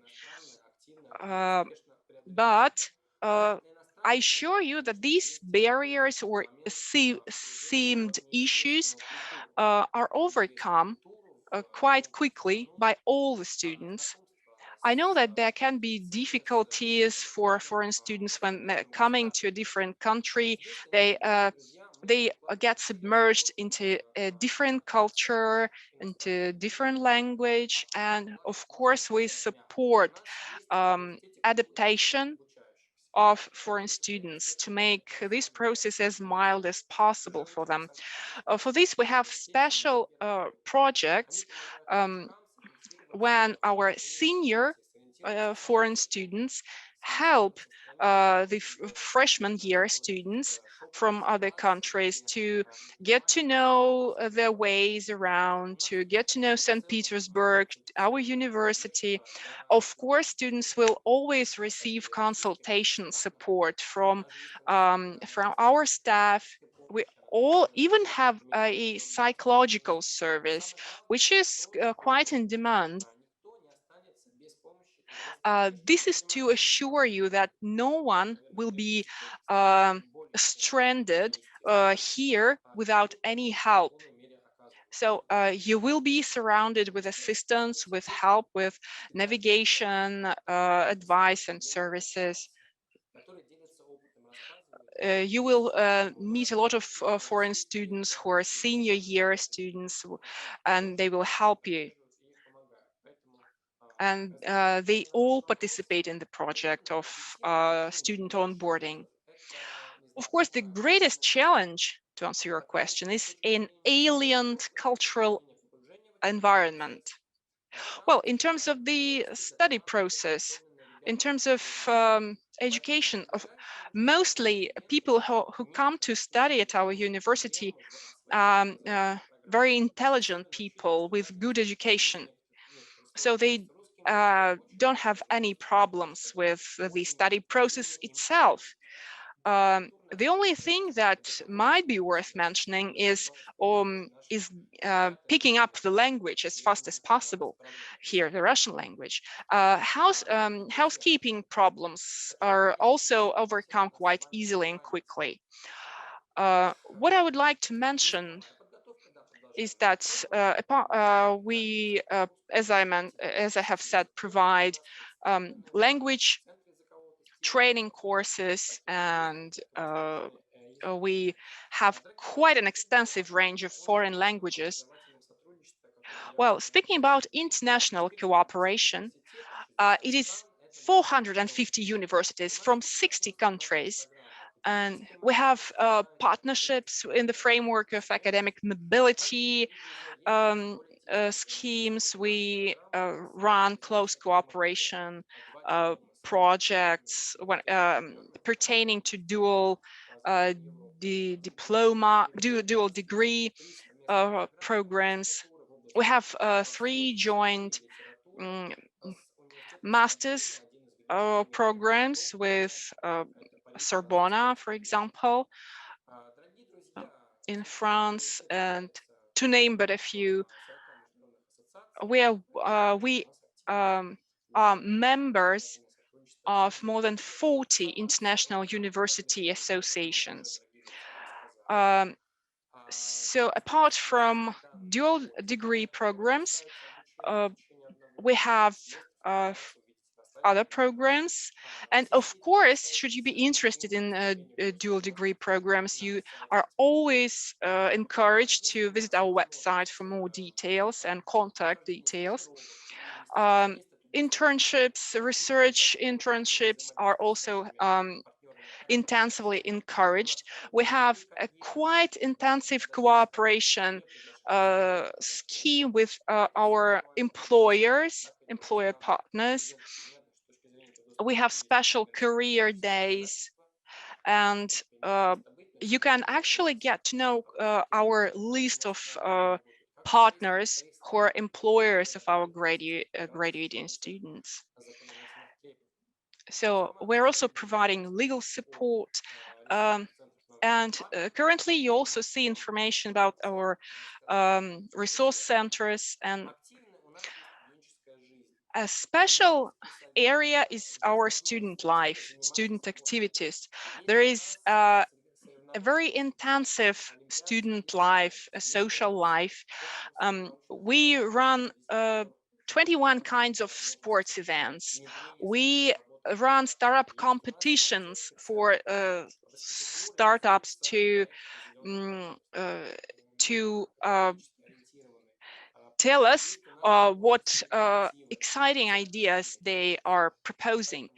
We have theatrical event clubs, we have volunteering initiatives, we have student unions. So we have every possible opportunity for student development, for uncovering your internal potential.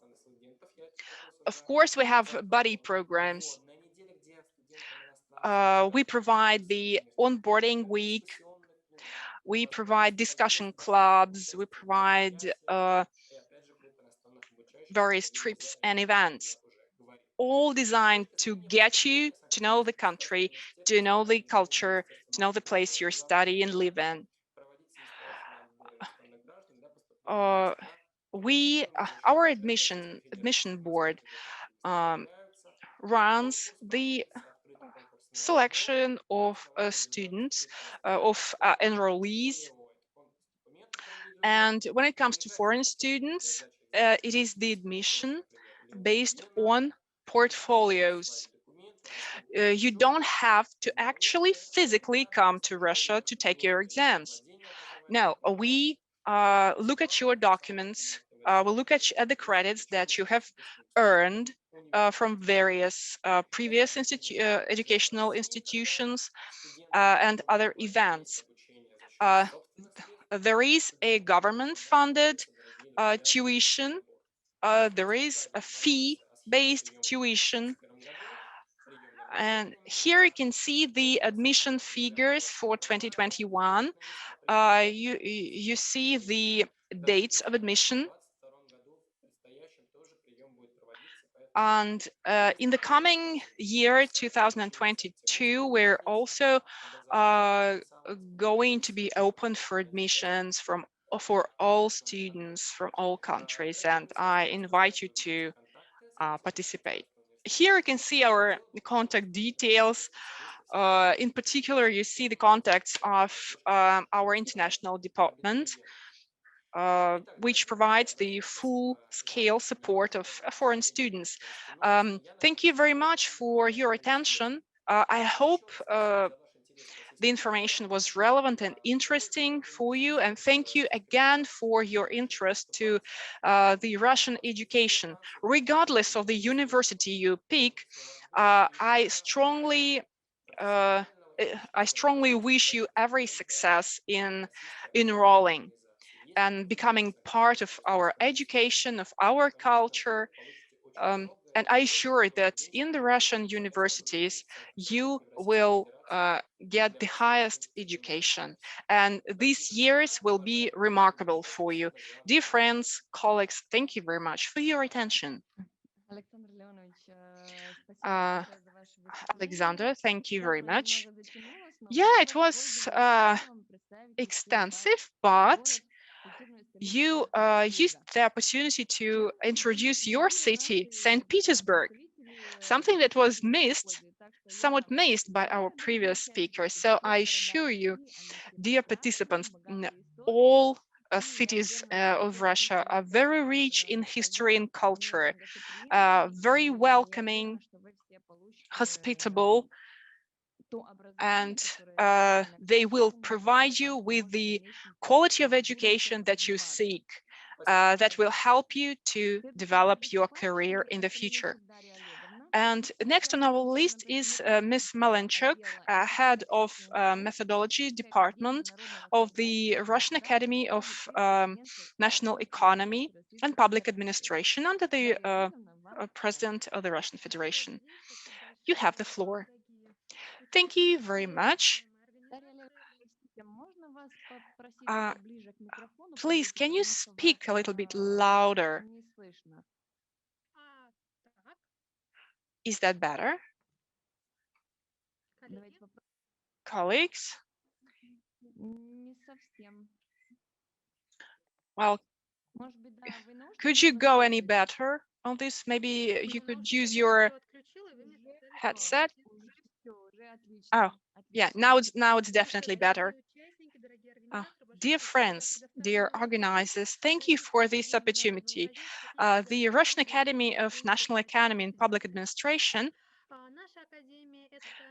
is happy to present to you the information about our enrollment every year. So we have almost 200,000 of students and attendees every year. We have 54 branches throughout Russia.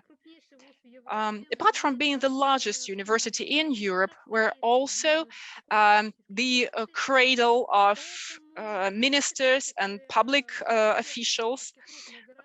So we have branches almost in all large cities of Russia.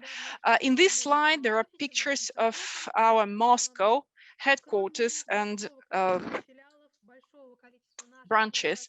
Apart from a great number of study programs and branches, we're proud of our student life because university education is not just about academic process. This is also about interaction, getting to know different cultures, getting to know life. We have our extensive plan of social programs, and if the organizers will allow me, I'm going to share my video about the social life of students. We're proud to say that the number of international students enrolling for our university programs is growing. The number of international cooperation agreements is also growing year by year. We are cooperating with the governments of so many countries. So any country you might pick, be sure that we have a governmental agreement with it. So we have programs that are partially instructed in English, and we're covering more and more programs. Currently, these are bachelor's programs and master's programs, but we're also including further education programs into the new language format, where you can hear instructions in Russian and in English, or just in Russian.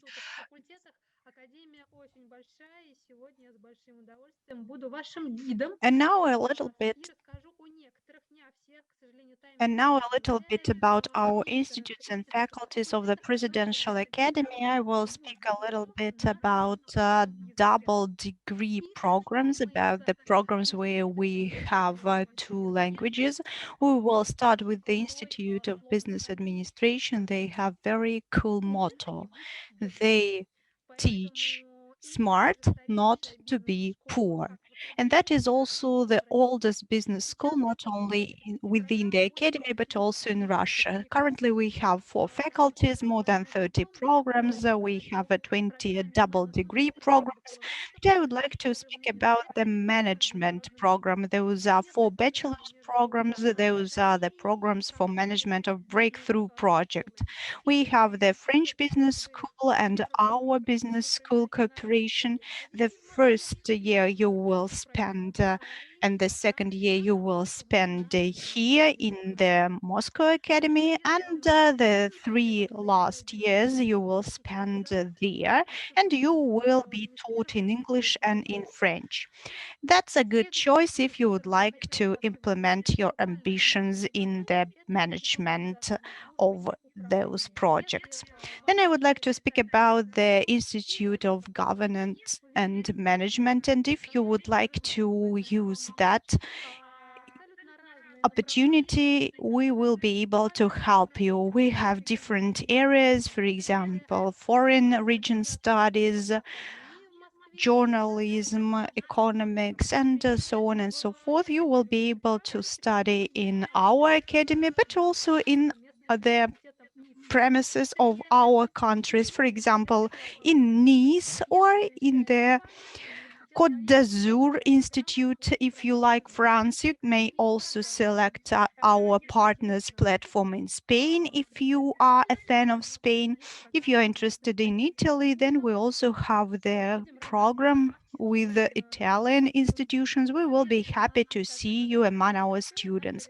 We also have the master's programs, also the double degree format, and we also teach in different foreign languages, not only English. When we speak about the High School of Operational Management, we teach management of supply chain. This is also the joint program. You will also receive 2 degrees after your education. And also you can see a short list of countries and universities with whom we have cooperation agreements.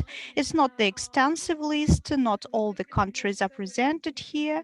You can select any area of interest. For example, if you are interested in governance, if you would like to become a leader in this or that area, then you will be able to work in the leadership program in the global world. If you are mesmerized by Europe and you would like to continue your career in the European market, then you will be able to join the French Business School joint program. And again, the first 2 years you study in Moscow, and the remaining years you study in France in English or in French. We also have a lot of training programs, a lot of exchange programs, and COVID, of course, impacted that.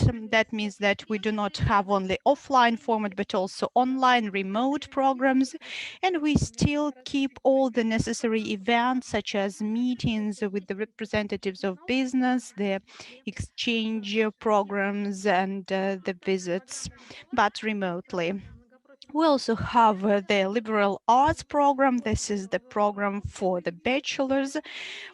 Why we have this? It's about the multi-profile bachelor's degree. That means that after the first course, you may change the area in which you would like to develop yourself and then study something else. We also have a British bachelor's degree. Again, you will start studying here and then you finish your education in Coventry. That means that if you are interested to study within the British bachelor's program, that will be good. We welcome you to our institute. Also, I would like to say about the certified platform for the issue of 7 international certificates. This is a certified center of Cambridge University. And what else? Starting from the first year of studying, the students participate in development and implementation of projects for real business cases. Last year, for example, it was 37 business projects.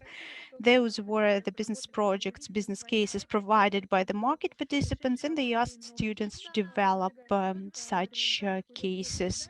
And I would like to say that the results were very successful, and after defending such business cases, our students often become employees of those companies. You can also visit our website and you can see the direct link to the section where you can find all the necessary information about admission. You have all our contact details. You may call, you may write, you may visit us. And today at 6 p.m. we have the first day when you can come and visit us. And if organizers would allow us, we will send you the link to this day. And we are also having the pre-bachelor foundation program. We are launching it that this year. This is a BA program for 1 year, and we're not going to teach Russian only, but we will also explain you the cultural specifics of our country. So it's not only learning Russian to make sure that you afterwards can submit and be enrolled into our university, but you will also learn more about Moscow, learn more about cultural specifics. And we also are going to provide tutors who would help you to adapt. And we also have a psychological service and a lot of different events to support our prospective students. That's why if you would like to study at RANEPA, you will be able to make sure that those 4, 5, 6, or even more years to make sure that they are memorable and very interesting. And I'm sure that you will get back to us. I would like to finish my speech with that, and I'm ready to answer the questions, if any.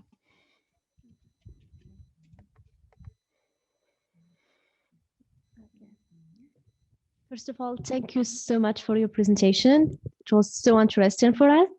And we have one question. What about PhD program in field of human resource management? Is there any possibility to do training, for example, studying 1 semester abroad, 3 or 4 months?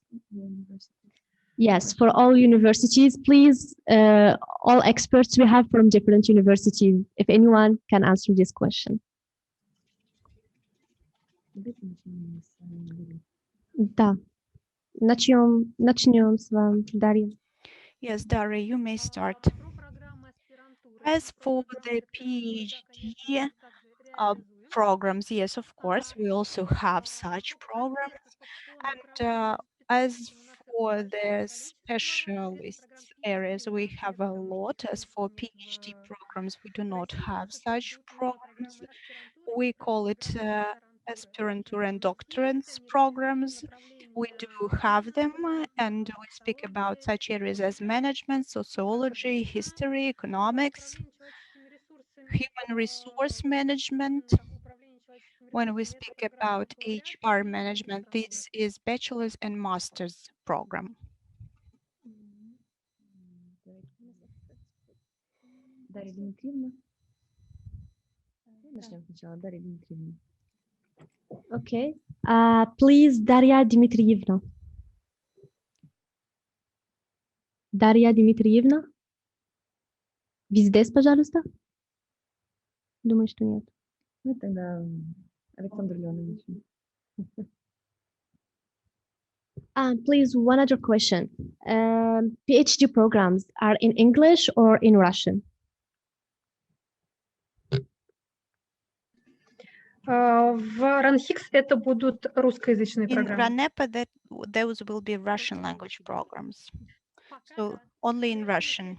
So far, yes, but I think that we will discuss that with our colleagues and probably we will develop an English language program for the next year. I think that's a very interesting idea. So thank you. This question might trigger the development of a new program specifically for our participants. Alexander Leonovich, maybe you would like to comment a little bit concerning different programs at your institute.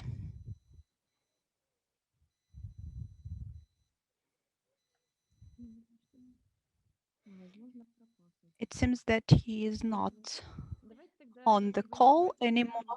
Okay, then if you don't mind, I would like to say a few words about what was missed out by those people. First of all, and the most interesting for me is that they also have classes on Saturday. So if you are not used to that, please get used to that. And that's very interesting, and that's only in Russia. Well, I would say that's not true. Not all the programs have Saturday classes. It's not necessarily. So if you do not want to have classes on Saturday, we will make sure that you won't. Well, when I submitted for the preparatory course, I was not expected that we are going to study on Saturdays. And as all Southern people, I thought that this is a weekend, and afterwards it turned out that it's wrong. But I would like to mention that the quality of preparatory courses, specifically of the Russian language, are very good, are really cool, are of high quality. I'm not sure what you would think about my Russian language. Of course, my colleagues also help me. They tell me about my mistakes. You can still hear my accent, but they also try and work on my Russian language. But I'm sure that such preparatory courses are really cool and they will help you to learn Russian.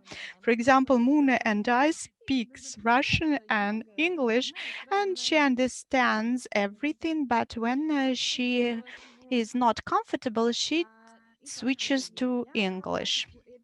Okay, as for the quality of the universities, I can guarantee that everything is in line with the words of my colleagues. My colleagues with whom I work are also the alumni of those institutes. And we also have a question. I think it's a last question. Students want to study PhD programs or master in your university. Is there any scholarships or no? And if you have scholarship, are they fully funded or no?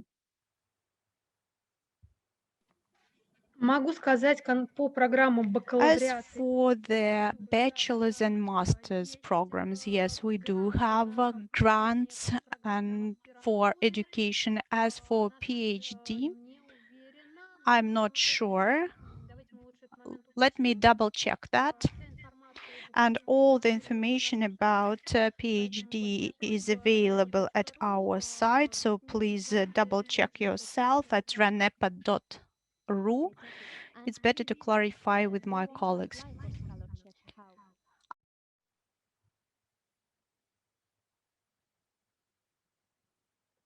It's just through university, just through your website? Да, лучше всего. Там есть все ссылки, есть Yes, англоязычный. it's better to go there. We have all the necessary links and contact details. We have the English language page, and we also have the guidelines step by step, what to do to make sure that you will be able to admit it. We don't know that universities have such scholarships. We all know that just government scholarships. So we just go through your website and we can apply through it, right? Да, у нас есть также и государственные программы. Yes, we also have the government scholarship, which you mentioned, and we also have the opportunity to study under a grant of our university. Thank you. Thank you so much. Dear colleagues, we will share the presentation of these universities with you. Have no worries. We will send everything. Yes, and yes, we will send the website, the links, and the presentations of our colleagues. Уважаемые коллеги, спасибо большое. Dear colleagues, thank you so much for your time. Thank you so much for your agreement to speak at our event. We were very happy to see you at our venue, and I hope that we will cooperate in future, and we will be able to see you at different platforms and at different venues of Gorchakov's Fund. And if we would promote Russian education abroad, I think that we will also be in contact with you, and Mouna will also invite you to participate in our events. Thank you so much. Currently, we are going to have the break for lunch, and the next section will start at 3:15 p.m. Moscow time. I will duplicate this information in the chat to make sure that we will get back in time. Thank you.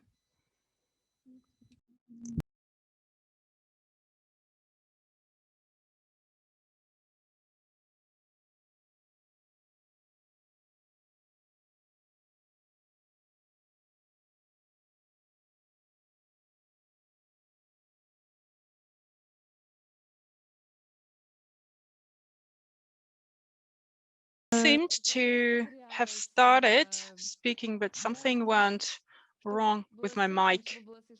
So I'm not sure what you did hear, what you did not. Let me introduce you once again then, dear colleagues. We're having here Mr. Akimov, specialist of the the PSP Fund. He will talk with us about the legal status of foreign students in Russia. If you have your presentation to share, you can do it. It will be easier this way for all of us.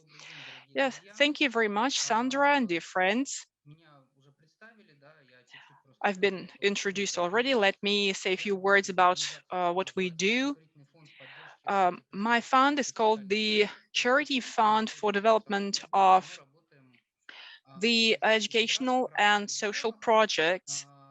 We are headquartered in St. Petersburg, but we work with many regions on the federal, regional level, and on the level of regional administrations, especially when it comes to migrational matters.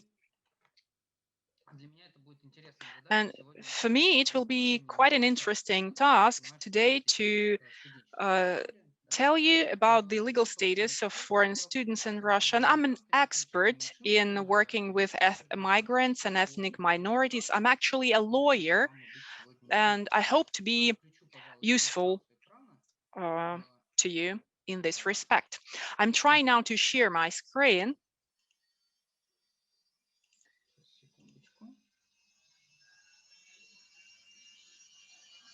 Видно, да, мою презентацию? Надеюсь, что видно. I hope you see my presentation by now. Let's give it another try. Bingo. Ну, значит, я выведу просто презентацию на экран, мое лицо уже не так важно. Итак, мы сегодня поговорим о положении иностранных учащихся в Российской Федерации. What is the legal status of foreign students in Russia? Actually, the term is here. Who are foreign students? They are people temporarily coming into Russia with a view to enter an educational institution of higher or secondary education for full-time or part-time programs with institutions that have state accreditation. They have a number of preferences provided for by the law in Russia. I will try to deep dive into that a little bit.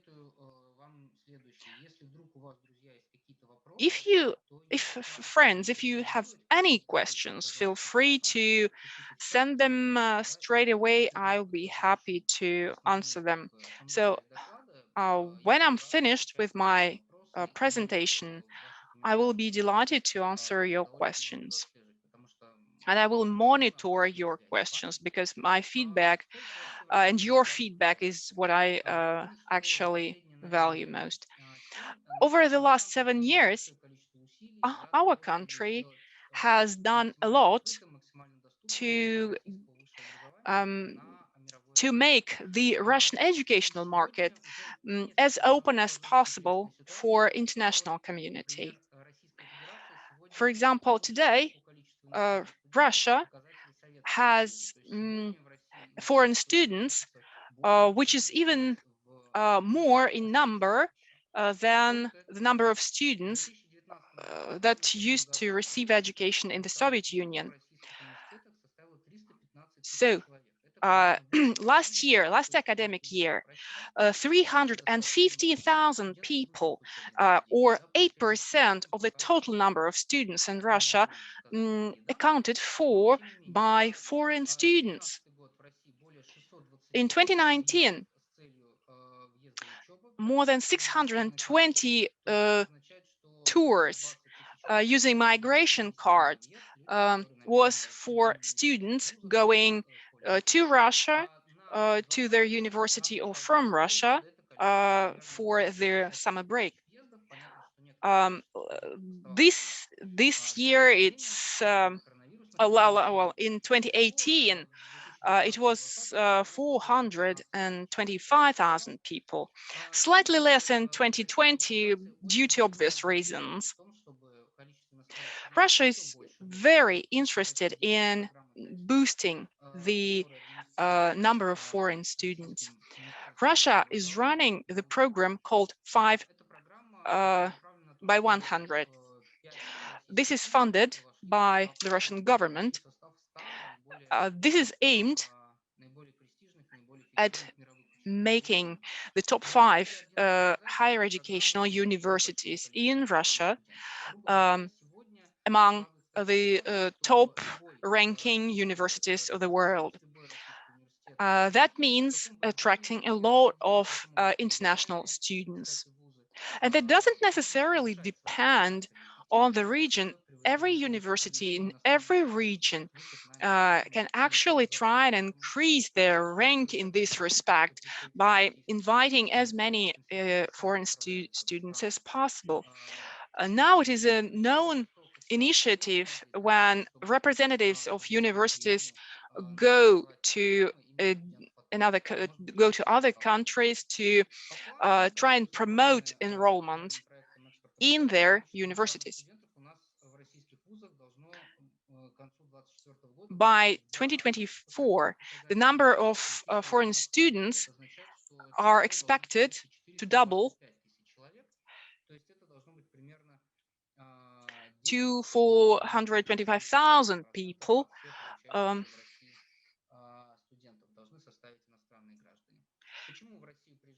So why do people come to Russia for education?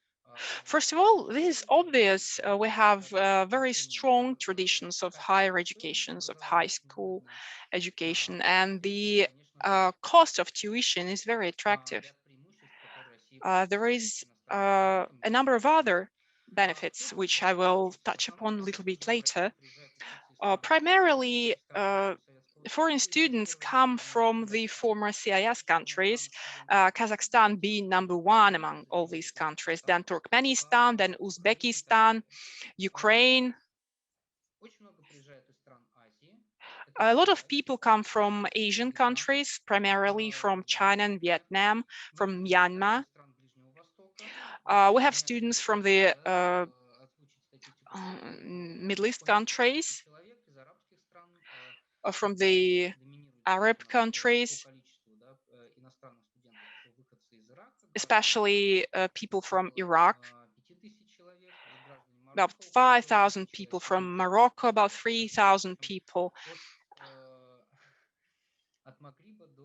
So from Maghreb to Mashriq, we have quite a number of students coming here to study. All in all, Russia attracts about 6% of international students out of the entire, out of the global number. So, which ranks it the #3 after Germany and France.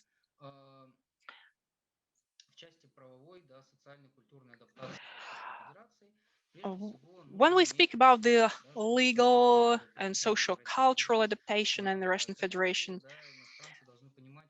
of course, first and foremost, foreign students should understand that they will have to speak Russian and get their tuition in Russian.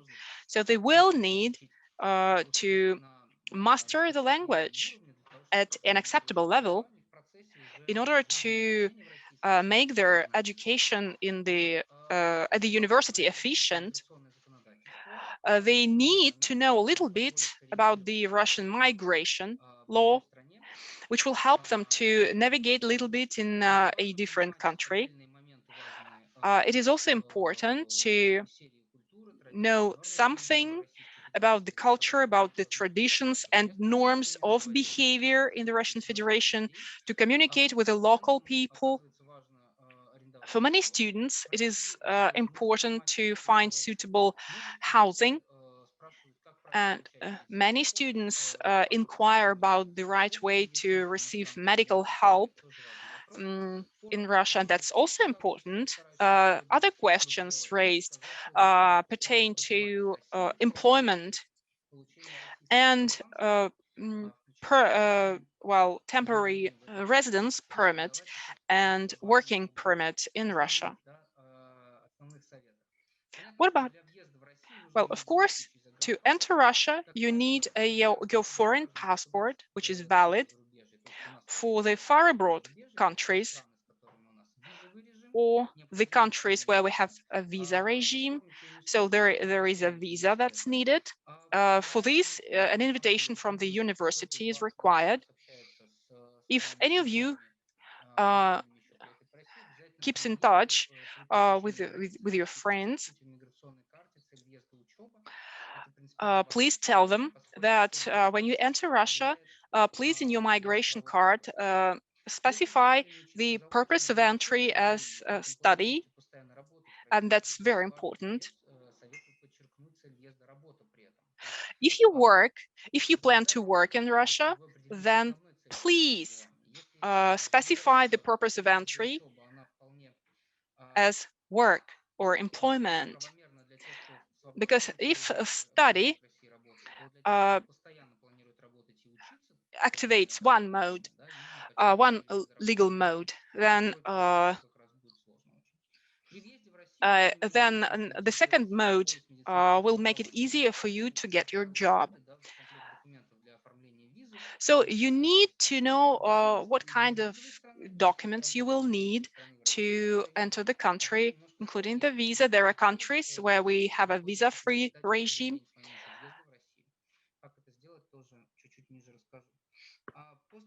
Then after you enter Russia, you have to register with the migration services at the place of your residence. So you have to report either a physical person or an educational institution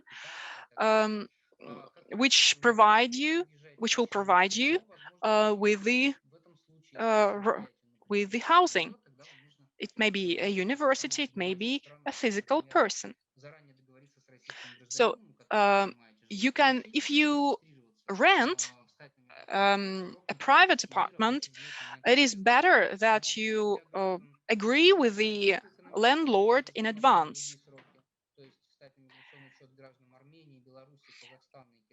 So when it comes to Armenia, Belarus, Kazakhstan, Kyrgyzstan, it's 30 days that they have to register with the migration service after entering Russia. For Tajikistan, it's 15 days.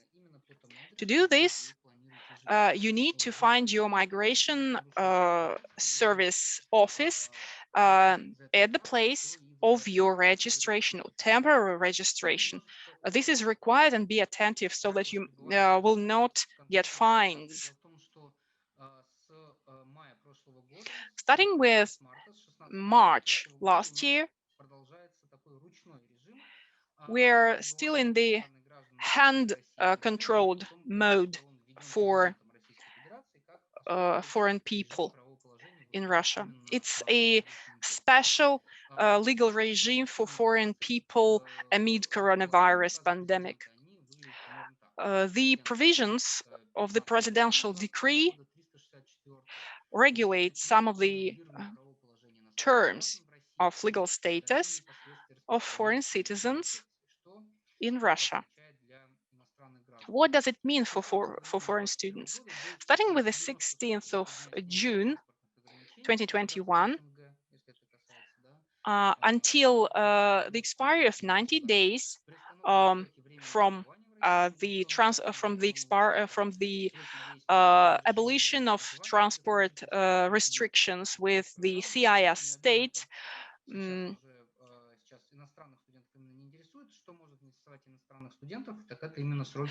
There can be the following rules apply. For example, if you enter Russia before coronavirus pandemic, for example, so within the 90 days,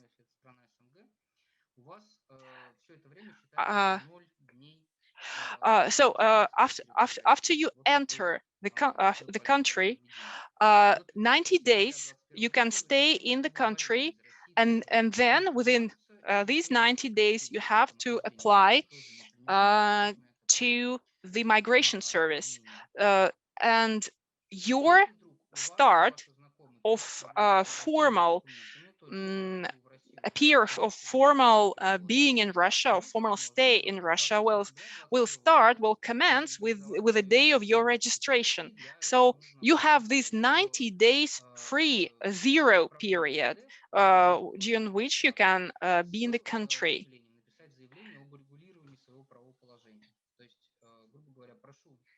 So you can to register, you fill in an application for registration. For this, you need to go to the migration service with the receiving party representative, or the receiving party proper if it's a physical person, and fill in all the documents. You will receive your migration card, and you will be entered into the electronic system. Starting from the 16th of June, the period of migration cards is extended. For Armenia, Belarus, Kazakhstan, and Kyrgyzia, the important thing is that until the 31st of December, they can enter into labor agreements for services without specifying the purpose of entry into Russia.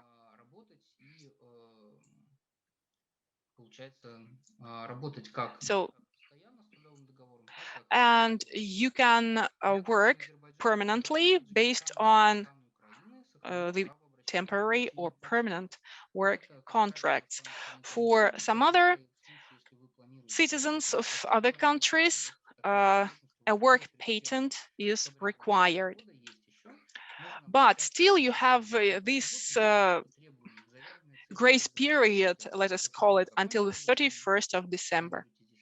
This is not so relevant for students.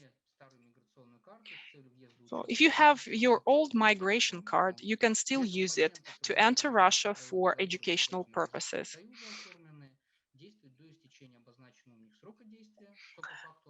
And actually, if we take labor agreements, usually our labor agreements have no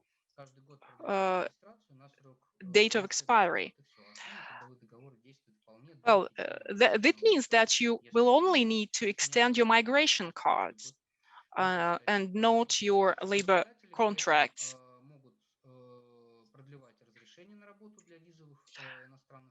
You might need to extend your work permit for some special work areas.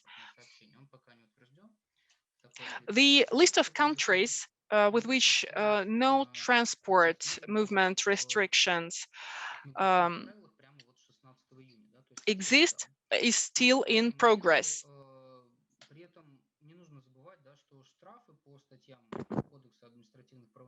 То есть штрафы за нарушение миграционного законодательства выносятся по-прежнему. То есть лучше не нарушать миграционное законодательство. Да? Но это, в общем, не новость для законопослушных людей, но на всякий случай. Теперь можете себе сфотографировать, например, эту страничку, либо Может быть, я потом поделюсь презентацией, наверное.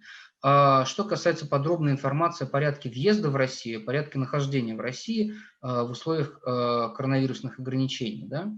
Какие здесь подобраны ссылки, полезные для иностранных студентов? Это регистрация прибывающих в Россию на портале госуслуги, передача результатов теста на коронавирус, информация Роспотребнадзора, памятка для иностранцев, которые желают въехать в Россию с целью лечения. Много вопросов поступает на этот счет.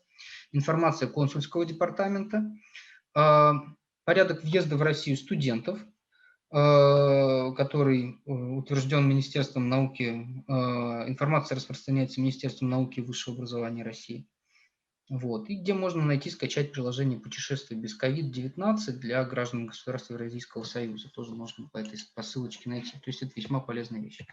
Следующий блок советов на тему пребывания в России, проживания в России. Да, конечно же, стоит тратить это время для того, чтобы изучить русский язык. Если почему-либо вам пока не хватает, да, уверенности во владении русским языком, можно попробовать подтянуть свое знание русского языка, используя интернет-ресурсы доступные. Это прежде всего портал образования на русском, проект Государственного института русского языка имени Пушкина. Он пригоден для самостоятельной групповой работы на 27 языках, представлен, включая таджикский, узбекский языки, арабский язык и так далее. Интересный портал также есть, еще называется портал «Русский язык в песнях». Проект для тех, кто хочет больше узнать о России и русском языке, изучая популярные русские песни.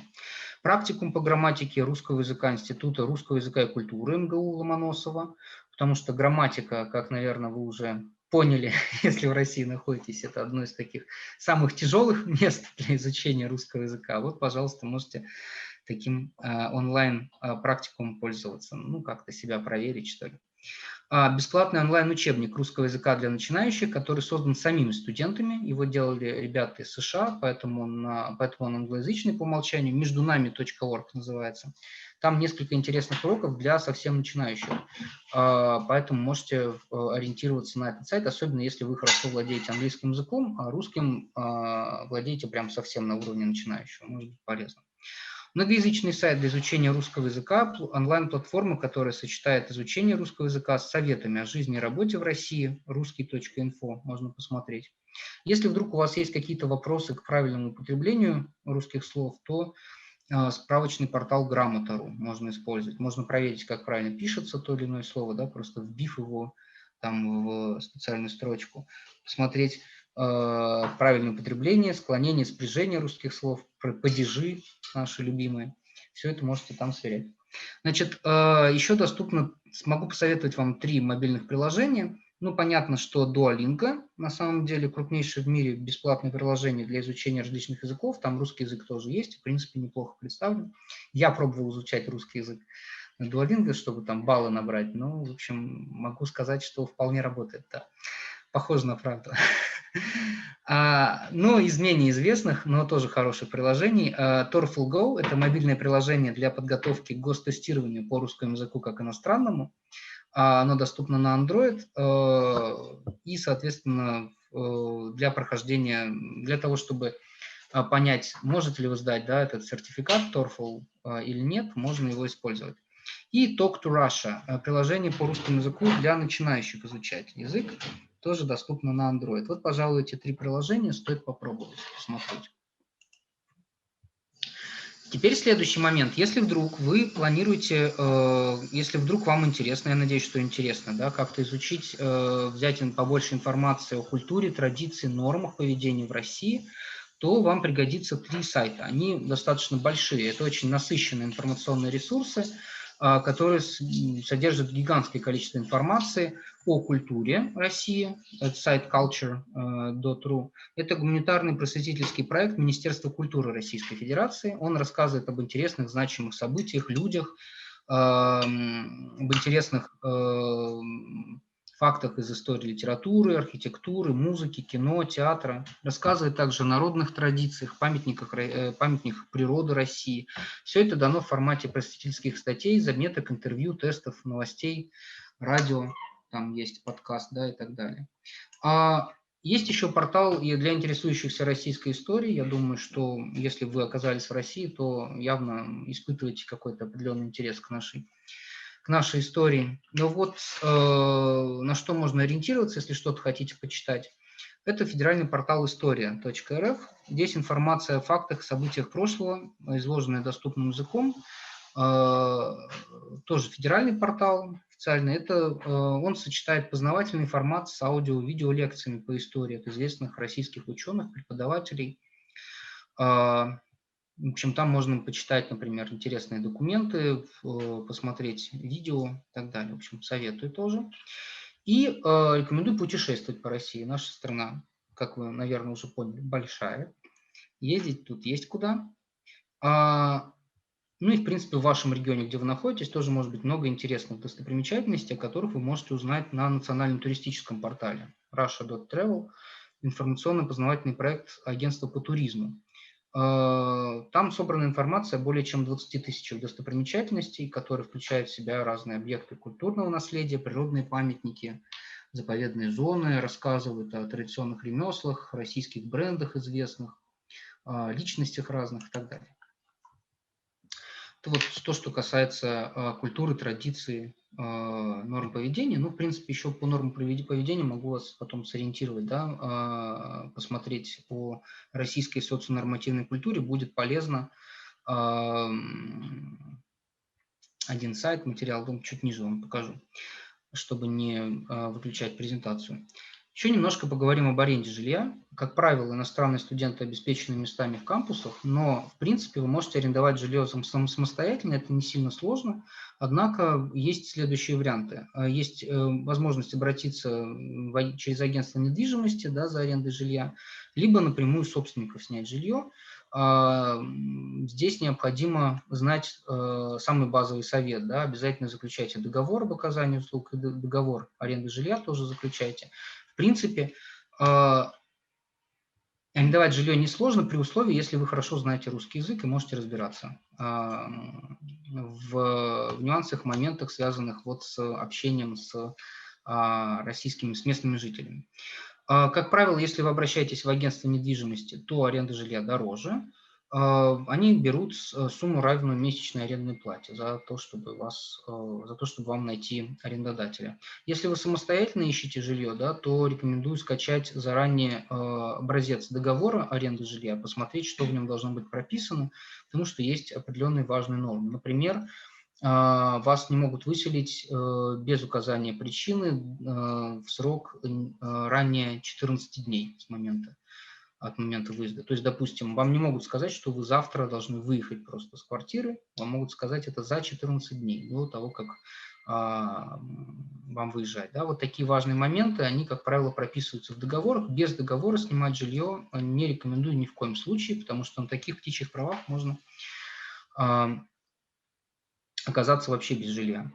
На всякий случай, что почитать по аренде жилья, да, я привел здесь ссылочку, буклет нашей организации, как раз посвященный вопросам аренды жилья и советам, как правильно это делать в России. Что касается медицинской помощи, при поступлении в ВУЗ, да, приходится проходить медицинскую комиссию. Как правило, в течение 5 рабочих дней вам дается заключение. Затем необходимо оформить полис ДМС. Вот какие-то университеты и институты с этим помогают, какие-то нет.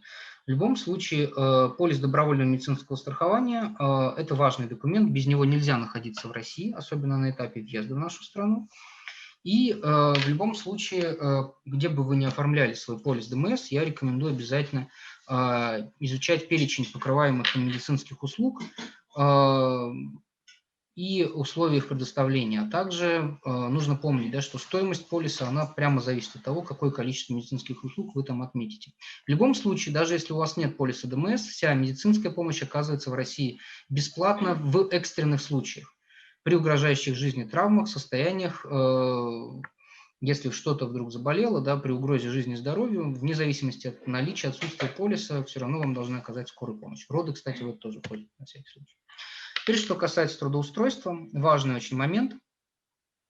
Студенты очных отделений высших, средних образовательных учреждений, то есть институтов, вузов, и институтов, университетов и колледжей, имеют право работать в России с 5 августа прошлого года Если вы обучаетесь в России очно, вы можете работать в свободное от учебы время без дополнительных разрешительных документов и без ограничений. Что это означает? Это означает, что вы, если вы намерены устроиться на работу, помимо того, что учитесь, вы просто приходите к работодателю вместе со своим студенческим билетом, со справкой из вуза, и имеете право на половину рабочего дня устроиться на работу у этого работодателя. При этом студенты, граждане Казахстана, Киргизии, Армении, Беларуси, потому что эти страны входят в Евразийский союз, да, они и так имеют право работать без патентов, без разрешения на работу в любое время, поскольку могут, как граждане Евразийского союза, да, указав цель въезда работы, кстати, при этом, в миграционной карте устраиваться на работу в свободное от учебы время, да, на основаниях того, что они граждане Евразийского союза совершенно свободны. Студенты заочных, очно-заочных отделений должны обязательно оформлять патент на работу, либо разрешение на работу. Патент на работу для граждан стран СНГ, разрешение на работу для граждан из визовых стран. Важный момент. Для поиска работы рекомендуем использовать общероссийскую базу вакансий «Работа в России» трудсем.ру. Все трудовые отношения с работодателем должны быть обязательно подтверждены трудовым договором. В течение 3 дней копию трудового договора, ваш экземпляр трудового договора, точнее, вы должны получить у работодателя. И при этом работодатели обязаны уведомить Российскую миграционную службу о том, что взяли вас на работу. Теперь основные советы по временному постоянному проживанию в России, по гражданству Российской Федерации. Какие здесь есть возможности? Граждане государств бывшего СССР, получившие в России профессиональное высшее либо среднее образование, при предоставлении диплома могут в упрощенном порядке, вне квоты, получить разрешение на временное проживание в России. Разрешение на временное проживание в России дает право в течение 3 лет жить на территории определенного субъекта Российской Федерации и трудиться здесь без дополнительных разрешительных документов, а также также дает право на полис обязательного медицинского страхования, то есть на равный с россиянами доступ к медицинской помощи. Для других категорий иностранных граждан предусмотрена возможность получить вид на жительство в России. За видом на жительство могут обратиться те, кто не менее 6 месяцев официально работает в России по одной из 135 профессий, включенных в перечень квалифицированных специалистов, который дает право на прием в гражданство России в упрощенном порядке. Соответственно, иностранный гражданин, который получил в России высшее образование по очной форме обучения, имеет диплом с отличием, имеет право получить вид на жительство, также в упрощенном порядке. Высококвалифицированный специалист также имеет возможность получить вид на жительство, если официально трудится в России по специальности. И есть еще возможность стать носителем русского языка. Для этого нужно пройти специальную комиссию при управлении по вопросам миграции в вашем регионе. Носитель русского языка – это человек, который свободно использует русский язык в быту и в семейной жизни, в случае, если ваши предки ранее жили на территории современной Российской Федерации, причем в любое время, если вы или ваши предки ранее жили на территории России. В упрощенном порядке могут быть приняты в российское гражданство выпускники, которые получили профессиональное образование по основным образовательным программам и работали в России по специальности не менее 3 лет. Это условие для упрощенного приема в российское гражданство. Иностранные выпускники, которые работают в России не менее 1 года по профессии, которая включена в перечень профессий квалифицированных специалистов. Его можно найти, вбив в Google приказ Министерства труда, который я здесь цитирую. Лица, признанные носителями русского языка, также имеют право на упрощенное принятие в российское гражданство. Участники госпрограммы по переселению в России соотечественников. В некоторых субъектах России участниками этой государственной программы могут быть студенты, которые пересекли экватор, да, то есть проучились свыше половины срока обучения. С 24 июля прошлого года граждане Молдовы, Украины, Беларуси и Казахстана при наличии вида на жительство могут получить российское гражданство упрощенно.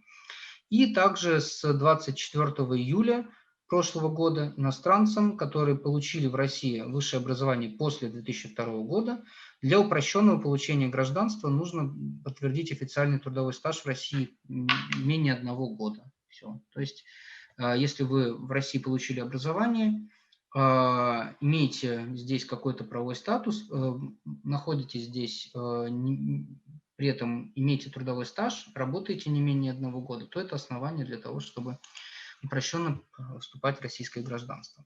Полезные информационные ресурсы хотел бы вам здесь представить на этом слайде. Это портал «Миграция и мигранты». портал, содержащий советы по адаптации и правовой поддержке мигрантов, мобильное приложение для трудовых мигрантов, членов их семей «Миграция плюс», официальный сайт Управления по вопросам миграции, сайт «Работа в России», портал «Соотечественники», портал для российских соотечественников МИДа Российской Федерации «Рувек.ру», и два сайта futureinrussia.com и studyinrussia.ru. Это официальные сайты Министерства образования и науки для отбора иностранных граждан на обучение в вузах России. Также, что еще делает полезным наша организация? Вот так у нас выглядит сайт migrasha.ru. Можно посмотреть, например, советы о пребывании в разных регионах России, скачать полезные материалы. Так выглядит приложение Мигразия Плюс. Вот так выглядит наш карманный справочник для иностранных студентов. Он вышел в конце 2020 года. Там всякие полезные советы и все, о чем я говорил, выше собрано. Можно его скачать по ссылочке. Да, гиперссылочку я здесь привел. Следующее. «Добро пожаловать в Россию» – серия буклетов для разных регионов, которые делала наша организация, для иностранных студентов. Полезная информация для тех, кто учится в Псковской области, в Архангельской области, в Республике Карелия. Можно посмотреть, использовать, потому что федеральные, да, законы везде одинаковые, и большая часть этих советов вам пригодится, даже если вы не из этих регионов. Есть еще книжечка «Образование в России», советы трудовых мигрантов, точнее буклет, да, о том, как в России устраиваться в средние специальные высшие учебные заведения. А для работников вузов могут быть полезны две следующие книжки. Это «Методики работы с академическими мигрантами». Вы, ребята, академические мигранты, поздравляю вас, то есть иностранные студенты. И развитие межнационального диалога, практики регионов Российской Федерации могут быть полезны тоже для того, чтобы работать с иностранными студентами, организовывать досуг, адаптацию, интеграцию на территории того города, в котором вы находитесь и учитесь. Ну вот еще наши полезные материалы, которые можно скачать на сайте migrasha.ru. Это советы мигрантов мигрантам и мигранток мигранткам, то есть с женским таким оттенком, да, советы. Там есть советы и от иностранных студентов, которые в России успешно отучились, собственно, своим более молодым коллегам. Есть в нашем методическом чемоданчике, да, в нашем методическом пакете настольные игры, которые позволяют, например, вот игра «Будем знакомы», позволяет познакомиться с историей, культурой, обычаями, традициями разных регионов Российской Федерации. Сейчас пока 8 регионов там есть, самой России и стран Средней Азии, Таджикистана и Узбекистана. Карманная книжка для тех, кто намерен участвовать в программе переселения соотечественников, тоже может быть вами обнаружена на сайте migrasha.ru. И, в общем, советую пользоваться банком практик и методик нашей организации.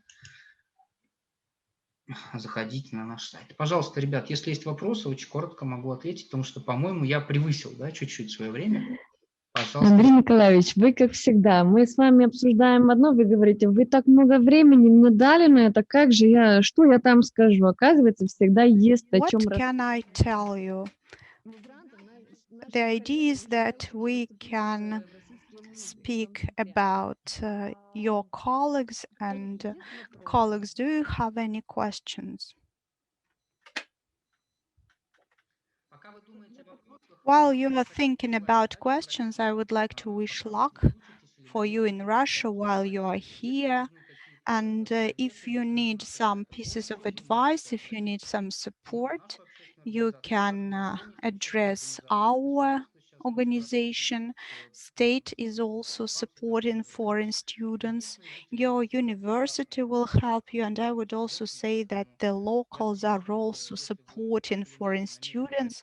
So I think that if you want to work in Russia and if you are interested in education or maybe in further development of your career, then please make sure that you ask for help and good luck. I do not see any questions so far, but I would like to ask if you have your slides in English. We would like to share this information to the foreign students who were registered at the event, and we discussed that with Mouna, and she did not know, for example, that there is such an organization to which you may go for a piece of advice. We had several cases when we needed such support, and she's sure that they would like to connect with you. Presentation. I seriously didn't know that we had such organization, and you answered a lot of problems I have been through in these years here in Russia. So I think we need a presentation in English.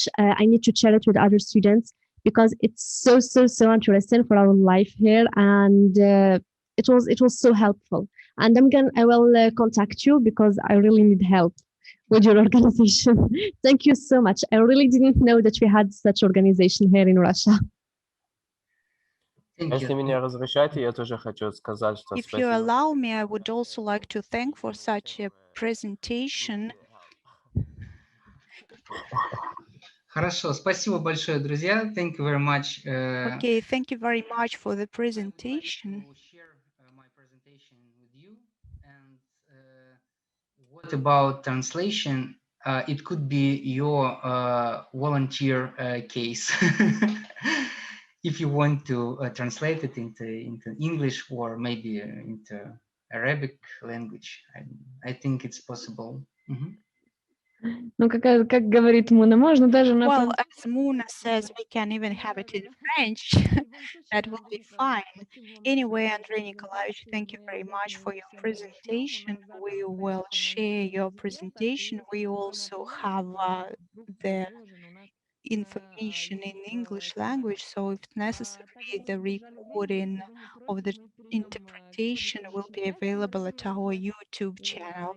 If you don't mind, we will proceed with the next part of our session, and I will give the floor to Alina Anisimova, the head of the Department of Higher Education and Science, Россотрудничество, the Federal Agency for the Commonwealth of Independent States Affairs, compatriots living abroad, and international humanitarian cooperation. Good afternoon. I'm very happy to greet everyone here on this sunny and warm day. Could you please switch on my presentation? I apologize. I thought you will be able to share your screen. Probably that will be easier for you to switch it on. Actually, I'm using my mobile phone. Probably that will be a little bit difficult for me.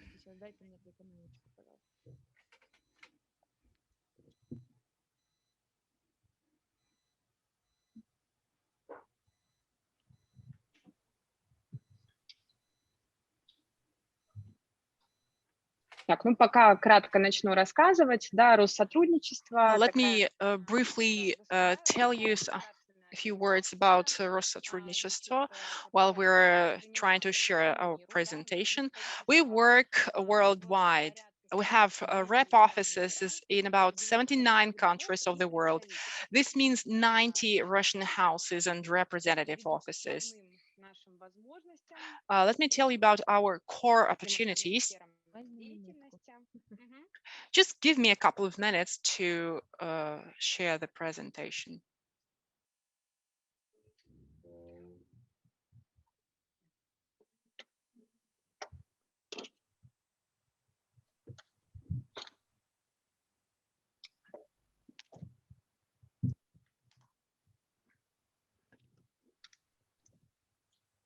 Я запускаю вашу презентацию. I'm launching your presentation.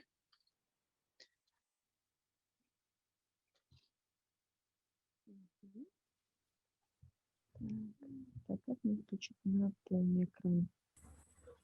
Он помогает.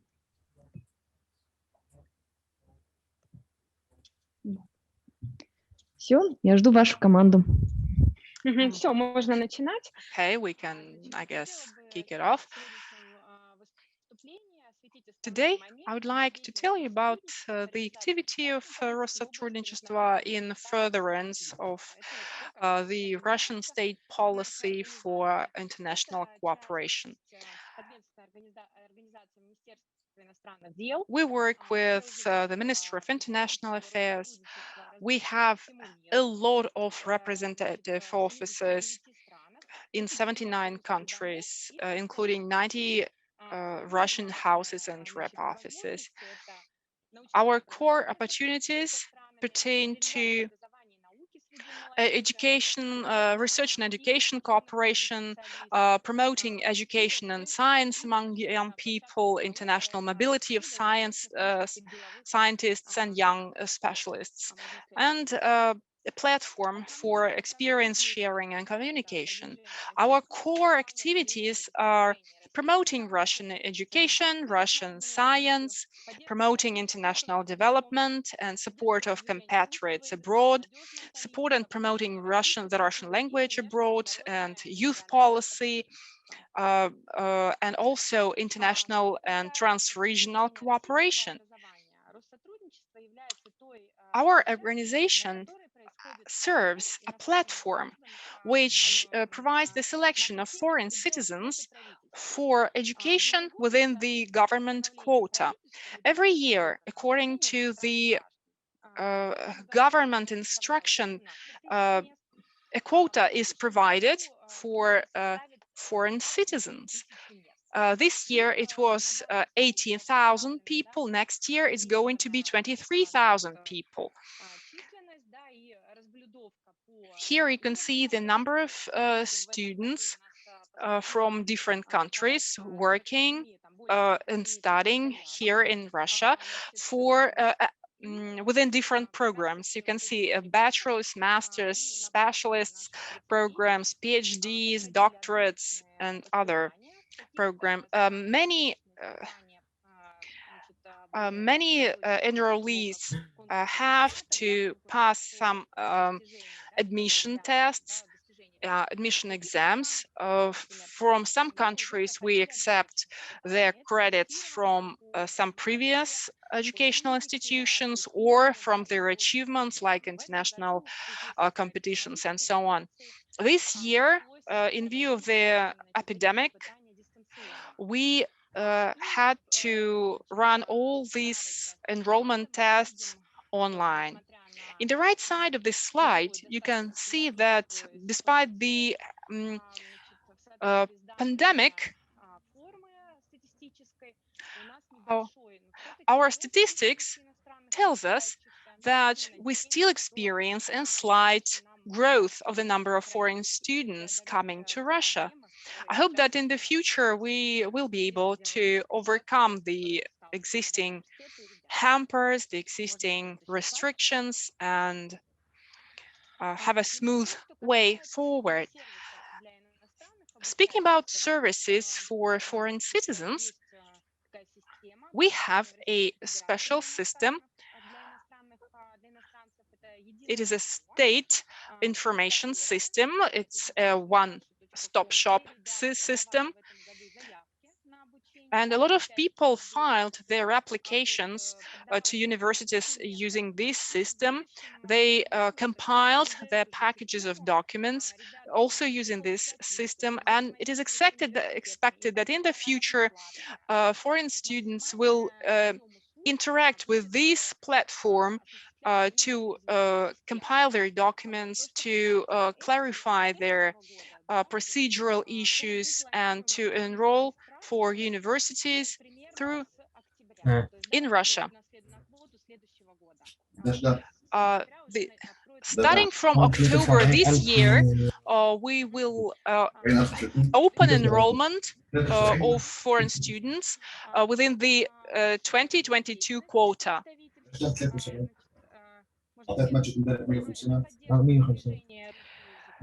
We also promote and support the Russian language abroad. If you are interested, I could share my presentation with you because it contains various events that we hold, including exhibitions, the events devoted to the Russian speech, online events, also literature events. So our organization is quite active in dear colleagues, can you please turn off your microphones? Thank you very much. Yes, indeed, that's quite helpful. Yeah, as we see, in 2020, we held about 3,000 events of different formats with more than 900,000 attendees. So all these amid the pandemic. Can you imagine? So we're actually moving forward in promoting and supporting the development of the Russian language abroad. We also hold various events devoted to bringing together some commercial organizations, all for the benefit of the Russian language learners. For example, Litres is a good platform where you can find a lot of Russian language books. So this year is the year of science, and our organization heads the international cooperation initiative this year. We are planning to carry on demonstrating the achievements of the Russian science, including lectures of various scientists, researchers, and professors. Now, of course, we have to fall back to the online format, but slightly before the pandemic, there used to be a lot of workshops where people could just drop in while walking outside, and all designed to get people interested in the science in Russia.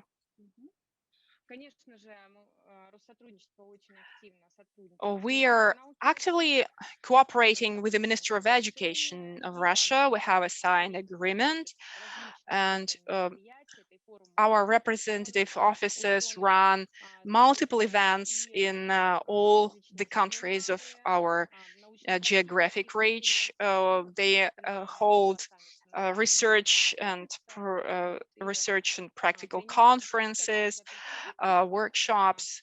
And you can also see this information on our website. There are some core events which are common for all the rep offices and headquarters, and still there are some local events held by each regional representative office. You can actually interact with the representative offices and the headquarters through online means. You can propose your ideas, you can offer your projects. We will always be happy to consider them and then give them some traction.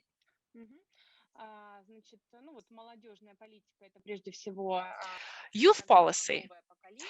First of all, this is our new initiative, which is called New Generation. It is about short acquaintance trips to Russia. This year, we plan to make it more diverse.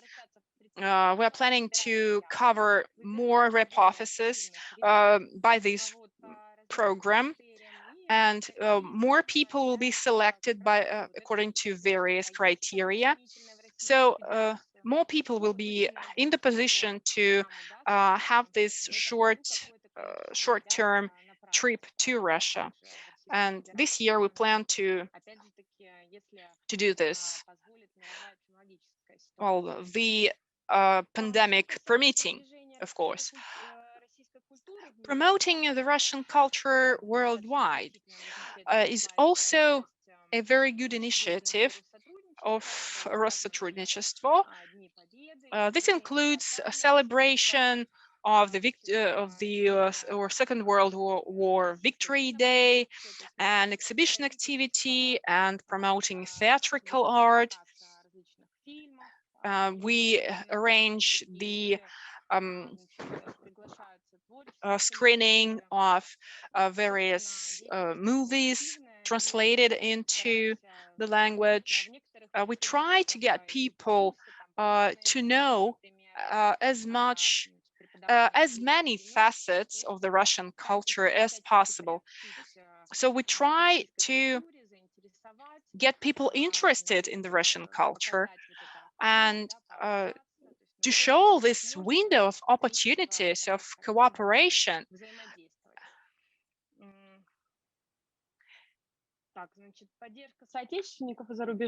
We also support our compatriots abroad, and this is a substantial portion of our activity. We run events within the Day of the Russian language and the Day of the National Unity. And we also, but you see, when I was speaking about the quota of 23,000 foreign students for next year to enroll to the Russian universities, that quota includes our compatriots living abroad, for example, in mixed families. One of the parents is a Russian citizen. In terms of international transregional cooperation, we support and assist the development of international contacts with various between the subjects of the Russian Federation and other countries in the field of economics, in the field of culture, education, and international municipal cooperation. Currently, again, in view of the pandemic, many rep offices have to work online because they are actually physically limited in their mobility to various regions, to various events. But I hope we will overcome this crisis next year. And thank you very much for your attention. And should you have any questions, I will be happy to answer them. And I hope within a matter of a couple of days, we will submit an English presentation to share with you. Thank you very much for your presentation. And now I would like to invite Rosmolodezh organization, or which in English is Russian Youth Association, to actually give their speech, and then we will proceed to the Q&A session.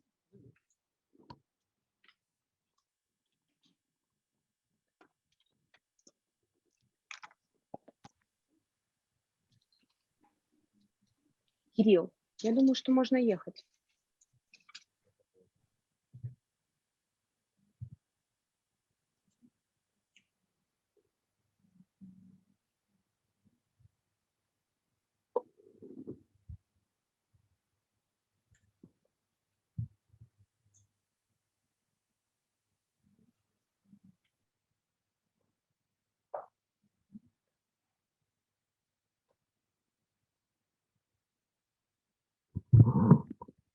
Уважаемые коллеги, представляю вам Егорычева Александра. Allow me to introduce Mr. Yegorichev, the head expert for international affairs, and Mr. Orlov, the head specialist for international cooperation at Rosmolodezh organization. Good afternoon, dear participants. My name is Alexander Yegorichev, and I'm a specialist in the international department of Rosmolodezh. And I will try to speak about what we do in our department. We are cooperating with more than 50 countries, including bilateral and multilateral formats.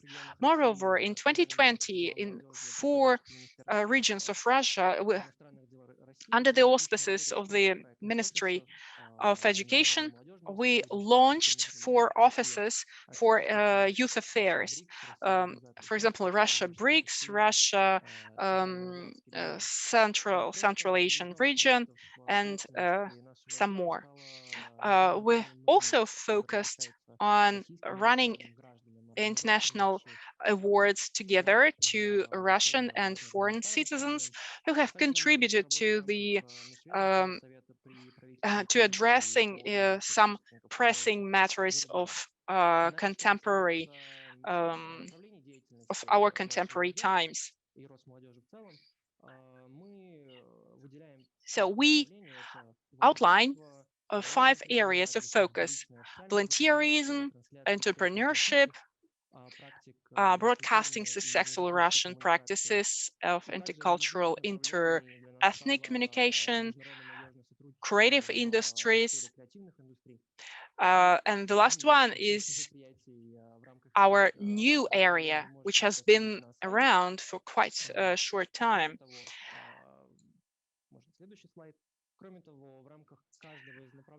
In the context of each area, we actively cooperate with the representatives of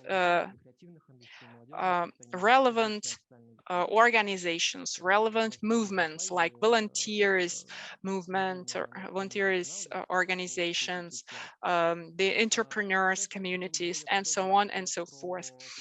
Now I would like to tell you more about our project offices, which I mentioned slightly earlier.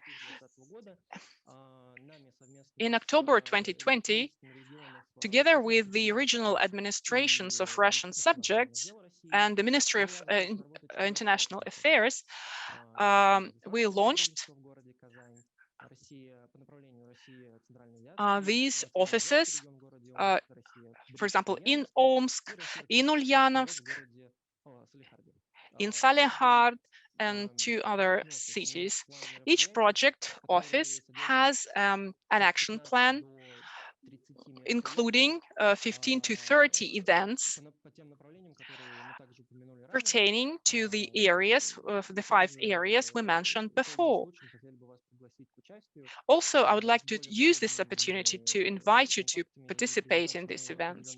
And I, of course, will share the contact details for you to get in touch with us. Now let me tell you a little bit more about the international award We Are Together.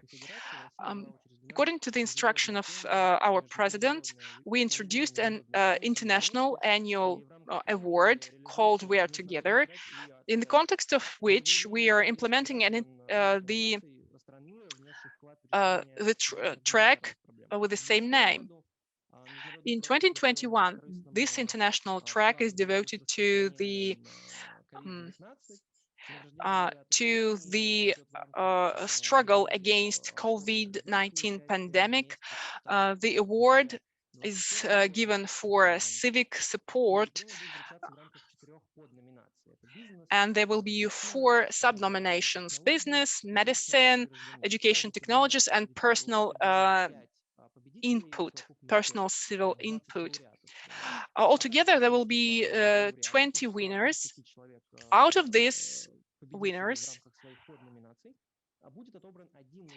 there will be 1 winner in the nomination of Man of the Year. The ceremony, the process of accepting applications will run until the end of October, and please do participate, and we will always be happy to see you there.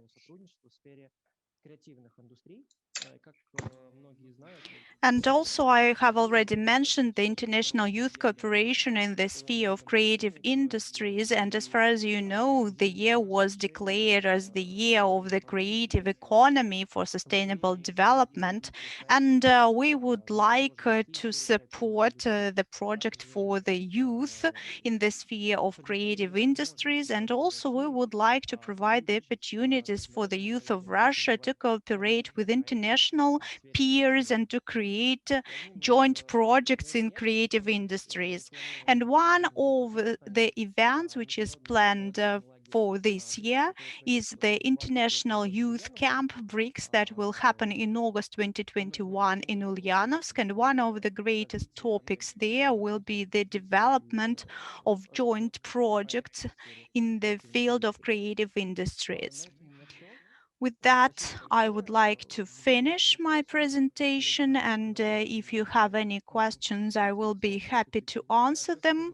And I would like to pass the floor to my colleague, to Sergei Orlov, who will continue speaking in more details about Eurasia Global International Youth Forum.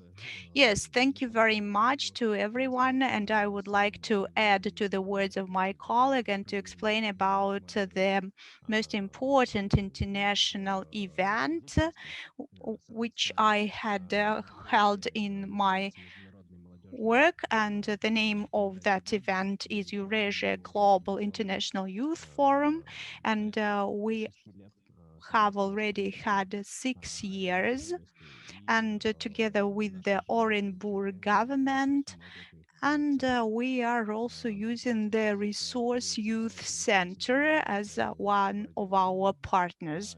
That will happen in September in Orenburg from 2nd to 8th. Let me speak about its goals and objectives. The main goal of the forum is to develop a platform for a practice-oriented dialogue between youth of the Russian Federation and the youth in foreign countries.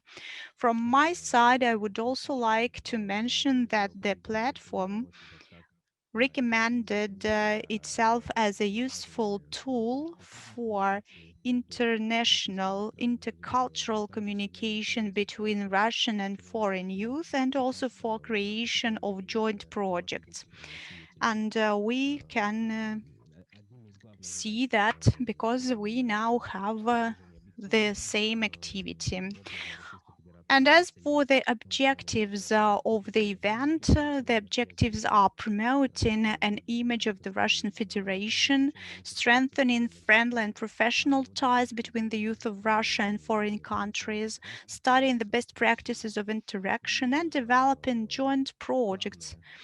That is one of the most important objectives.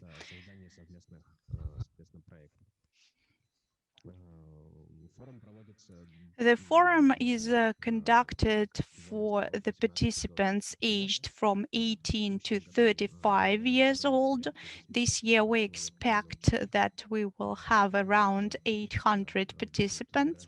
Among those 800, 400 will be Russian citizens, and we hope that they will be the representatives of all the subjects of the Russian Federation. We also hope that we will have 100 young compatriots, and our department of work with our compatriots is participating in selection of such young compatriots to participate. And we also hope to see 300 of foreign citizens. They also have to apply via information system young compatriots, and then they participate in the selection process based on their background. We are also going to have the volunteers corps, that's around 200 people. Our volunteers should be fluent not only in Russian, but of course in English, to greet our guests and speakers and also organizers from different countries. Among the audience, we are going to focus on those who are interested in the development of the international cooperation, and also we focus on experts and professionals from Russia and foreign countries working in the field of international youth cooperation. Here are the application dates. I can tell you that we're going to extend the dates. So if you still would like to apply for the volunteers corps, you still have 3 days. We extended that till July the 10th, and also we expanded the application procedure till the 17th of July. And as my colleague already mentioned, the year 2021 was declared the year of creative economy for sustainable development. And this is the topic which will be discussed during the whole forum. If we speak about the structure of the business program of the forum, we can see that first of all, we will have the main meeting of the day. The main meeting of the day is the meeting with one of the well-known speakers from abroad, experts, leaders of public opinion, or probably public offices. Afterwards, we're going to have business programs according to the agenda. Then we will have partners platforms. We prepare those platforms together with our NGO partners, the partners who work with the youth politics, such as the Alexander Gorchakov's Public Diplomacy Fund and the Federal Agency for Youth Affairs, for example. If we speak about the main meeting of the day, we expect that we will have the following formats: discussion or kind of TED Talks, interviews and talk shows with invited guests on the main topic of the day. You can see the suggested topics on the screen at the moment, and the names are pretty weird, I would say, but I hope that they will still be interesting. If we speak about the business program tracks, we can see that we have four main pillars, according to which we are going to structure the whole program of the forum. The first one is called Partnerships in Education and Competence Development, New Role of the Human Potential, then Cooperation and Youth Entrepreneurial Partnership, then From Conscious Consumption to Sustainable Development, Objectives and Challenges for the Young People, and you can see the fourth also, Voice of the Youth. I think that each of the participants might find something interesting for himself or something new for themselves, and also to have some horizontal ties with the other participants. If we speak about partner platforms, which are proposed and prepared by the youth, this time we are going to present project offices together with the regions, which were already mentioned by Alexander. And also currently we are working with our Serbian colleagues. We are working on the option to arrange and organize the Russian-Serbian youth dialogue platform. We are also going to cover the topic of the creative economy at our platforms.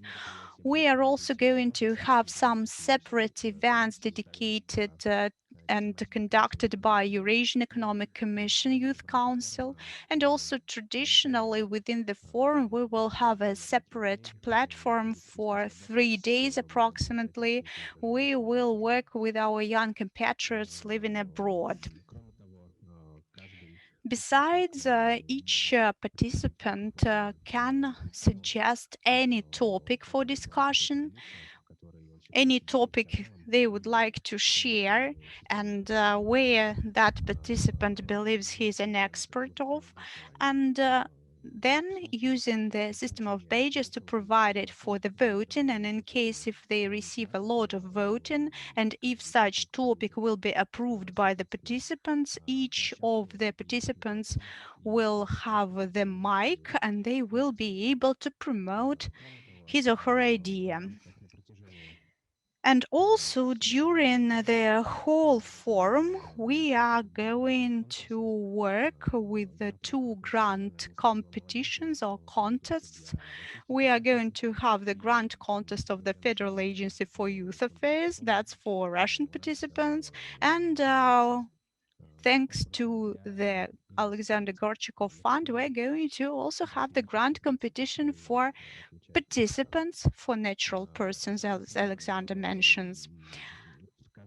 Again, each of the participants will have an interactive badge, and with that badge, that participant will be able to move around the venue and will be able to participate in different activities during the forum. And there was voting during the forum, and meals and fast meeting system, and actually the forum navigation. in Orenburg. Also, for the participants who are not able to personally come to Orenburg and who participate in remote program starting from the previous year due to coronavirus pandemic, we for the first time tried the format of an online forum, which is a separate flat platform within which we have discussions with participants, and this platform is an interactive platform.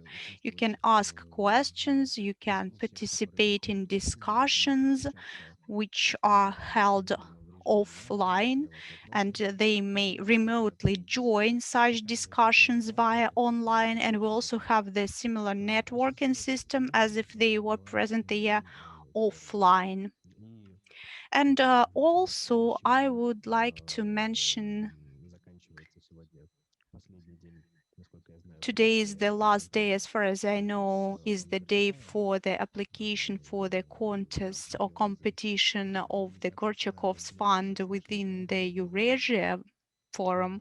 And together with our colleagues, among those who applied, we will select the people who would be able not only to join us there at the forum, but who will be able to join us free of charge to make sure that they will be able to contribute their ideas to the international cooperation. That's it. Thank you very much for your attention. I'm ready to answer your questions, if any.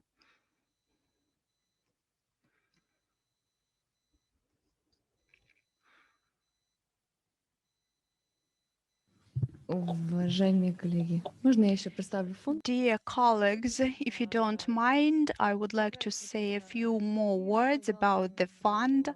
And Sergey explained everything about Eurasia Global, about our grant competition, about the formats of our cooperation. And I would also like to say that here in practice, we're also able to demonstrate how it looks like. I would like to introduce Mouna once again. She is the person who won a grant at Eurasia Global platform last year. And Mouna had a very decent project, and as you see today, we were able to demonstrate the pluses of education in the Russian institutions. I hope we have only advantages, and if there are some drawbacks, we won't have a lot of different drawbacks. Anyway, we have different organizations. Rosmolodezh, Россотрудничество are those who are always ready to help you.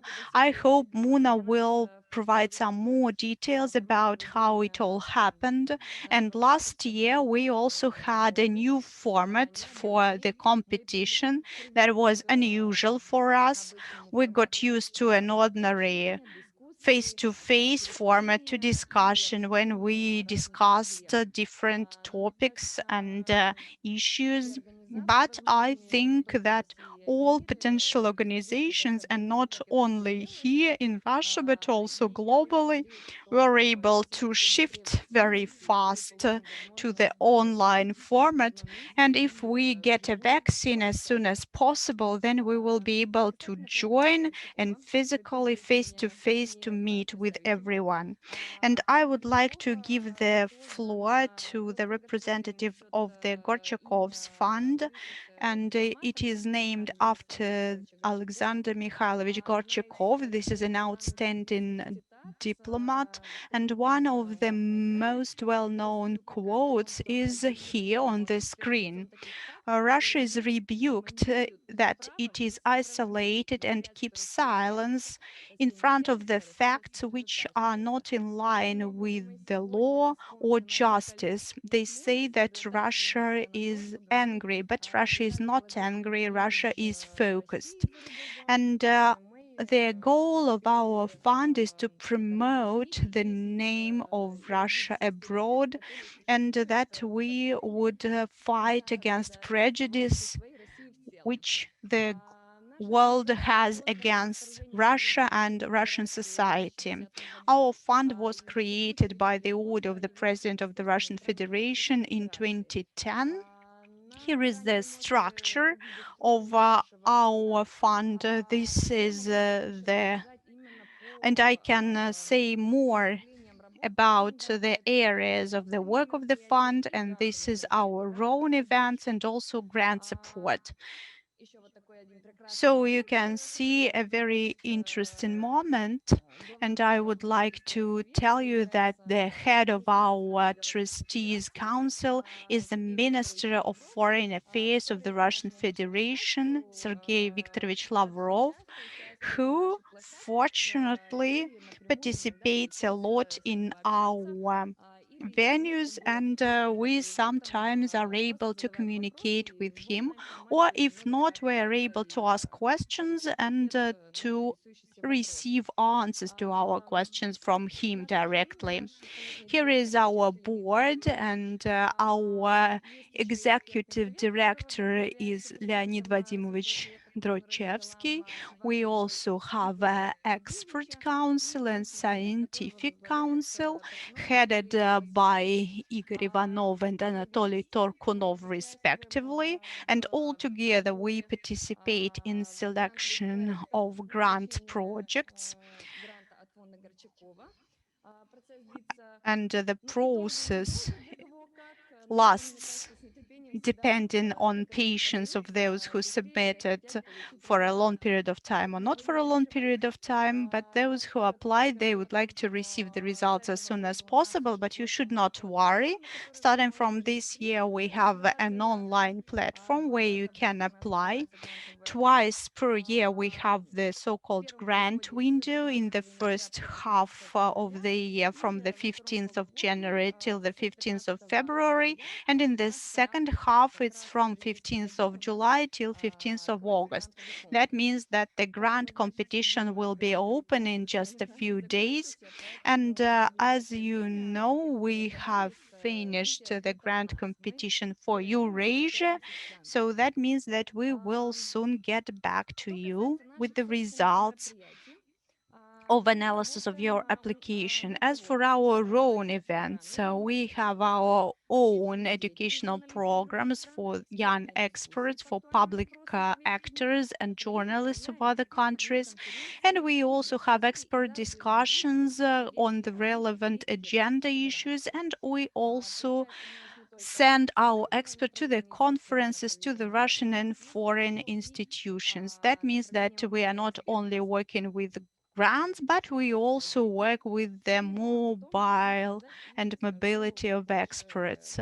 So here is another activity. This is the support of mobility of experts and the Russian point of view. Here you can see on the map where we sent our experts, from where we received requests, and what was interesting for us, what was interesting for them. And you can see that we, after 10 years, started to develop and work all over the world. Going back to our events, here you can see the logos of our key partners. Although, of course, it's not an exhaustive list.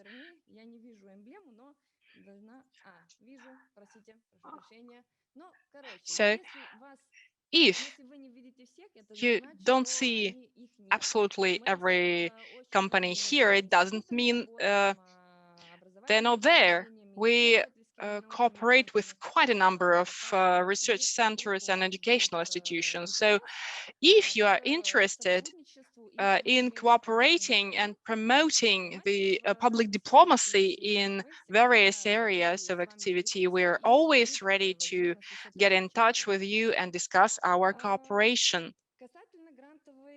Regarding grant support, the Gorchakov Fund supports activities in international relations and mass media, and works exclusively with non-profit and non-government organizations. The Gorchakov Fund is the only organization in Russia which issues grants to foreign non-profit organizations. One of our areas is the grant competition for physical persons, which we held using the Eurasia Global format platform. Here you can see the cases that have been awarded grants by our fund. These events take place all over the world. So if you have any ideas on how it can be done in your country, including the format, you're always encouraged to get in contact with us. We also hold annual events, and this is something where the frequent participant is Mr. Lavrov. This actually happens at the end of each year, and it is this that we select the best students of our programs, and they get the opportunity not only to meet the Minister of Foreign Affairs, but also representatives of various communities. We have a lot of programs such as the Seminar of Young Entrepreneurs, the Caucasian Dialogue. I'm personally heading the Balkan Dialogue project, and we're also developing cooperation with the African countries, and Mouna is helping us here. We also have International Youth School and International Primakov readings that took place in June this year. If you're wondering how you can participate, just watch out for any announcements on our website. Send in your application, your picture, and other required information, and look out for the results, for the feedback. We have the Gorchakov Club, which encompasses the alumni of our fund, so to say. And with the efforts of this club, we have arranged events in more than 60 regions.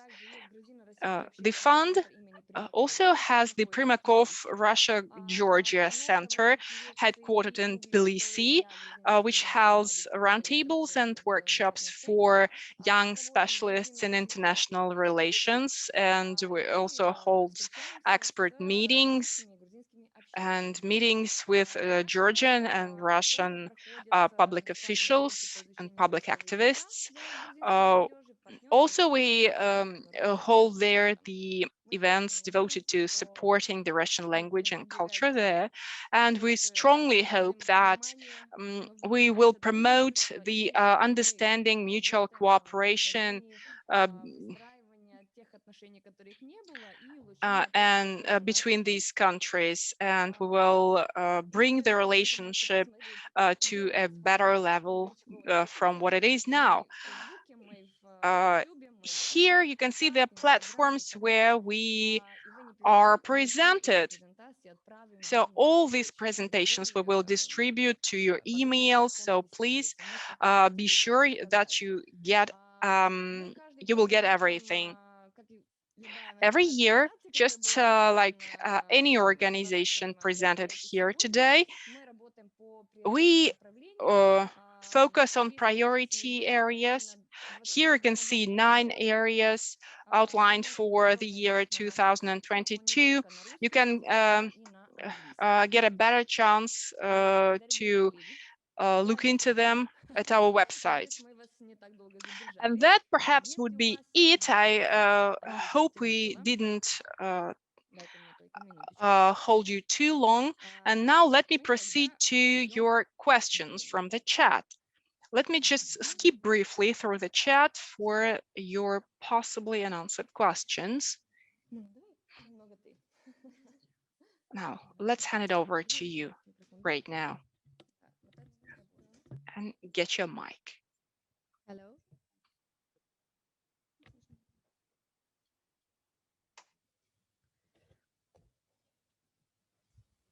Thanks for presentation. Thanks for a wonderful presentation. Now, Mouna is reading the questions. Let's start with question for Rus сотрудничеству, I guess. Okay, first question. I want to ask about scholarships of Rus сотрудничеству.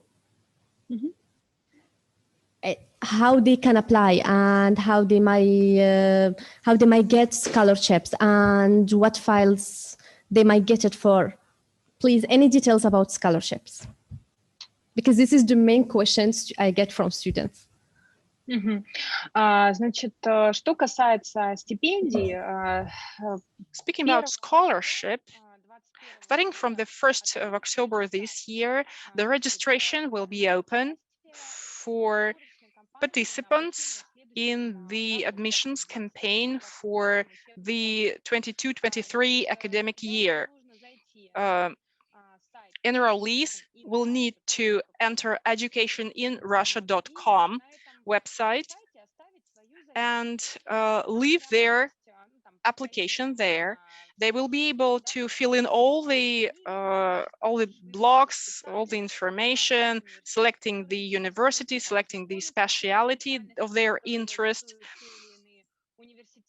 So all information is there, and your initial application will require the scan of your passport, filling in a questionnaire, and uploading the document of your previous education. That will qualify you for the initial selection process that will take place in autumn, in November, January. So at maximum early in winter. So all the young people who would like to get their education in Russia, please look at educationinrussia.com. You can also look for this information at Россотрудничество website. Quota covers almost all countries of the world. Right now, the selection process is over. It was open starting from February the 15th until March the 15th. This year, we slightly change the application window. So the system will be open for you in October. Even now, you can go there and see what universities are available on quotas. Mind you, there are all universities, almost all. Even the Lomonosov State University and St. Petersburg State University and the like, and Gamora and various programs are available, and the website is available in English, and in the near future other versions of website will be available. We're going to launch a special app to simplify your application process. So please monitor the official organizations' websites and watch out for announcements. Apply for universities alone. They don't need offices. Yeah, they don't need offices. Because what's going on now is that we have a lot of problems with offices, but students really don't know. They don't even know that there is an organization named Россотрудничество. So they can apply through your website to universities directly. Да, смотрите, там как происходит. Every student in his application can choose six organizations, 6 universities.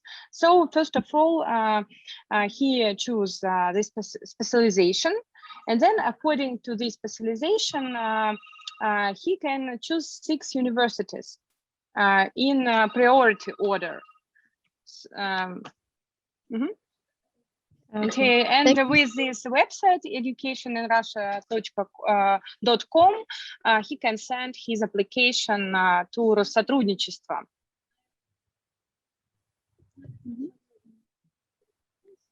Okay, and please, if they apply for scholarships, when they will get results? Who is selected and who's not?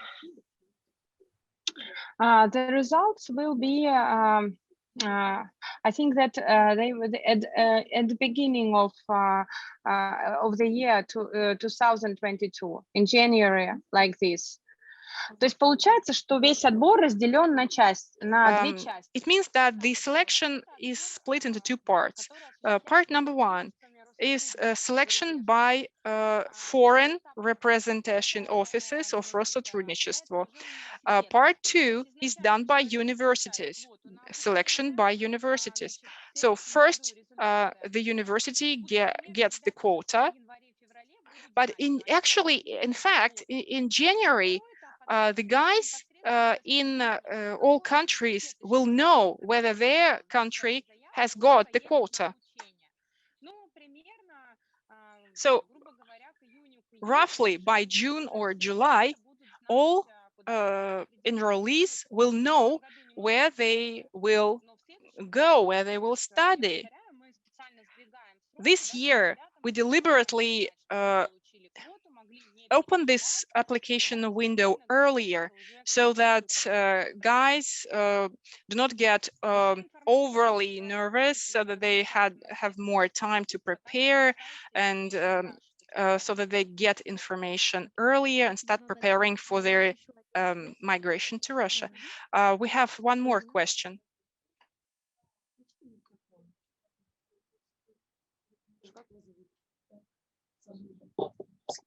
Да, слышно, да. Сергей, я хотела уточнить у вас вот по поводу... Давайте чуть-чуть. Не слышно. Да, хотела уточнить по поводу... My question is about BRICS. The application, it was extended. Application period was extended. What are the requirements for enrollment? Participants fill in the questionnaire where they specify their professional areas of their interest. Based on this data and based on how detailed the questionnaire is, participants will be selected by experts. Well, so you have extended the period. Yes, thank you.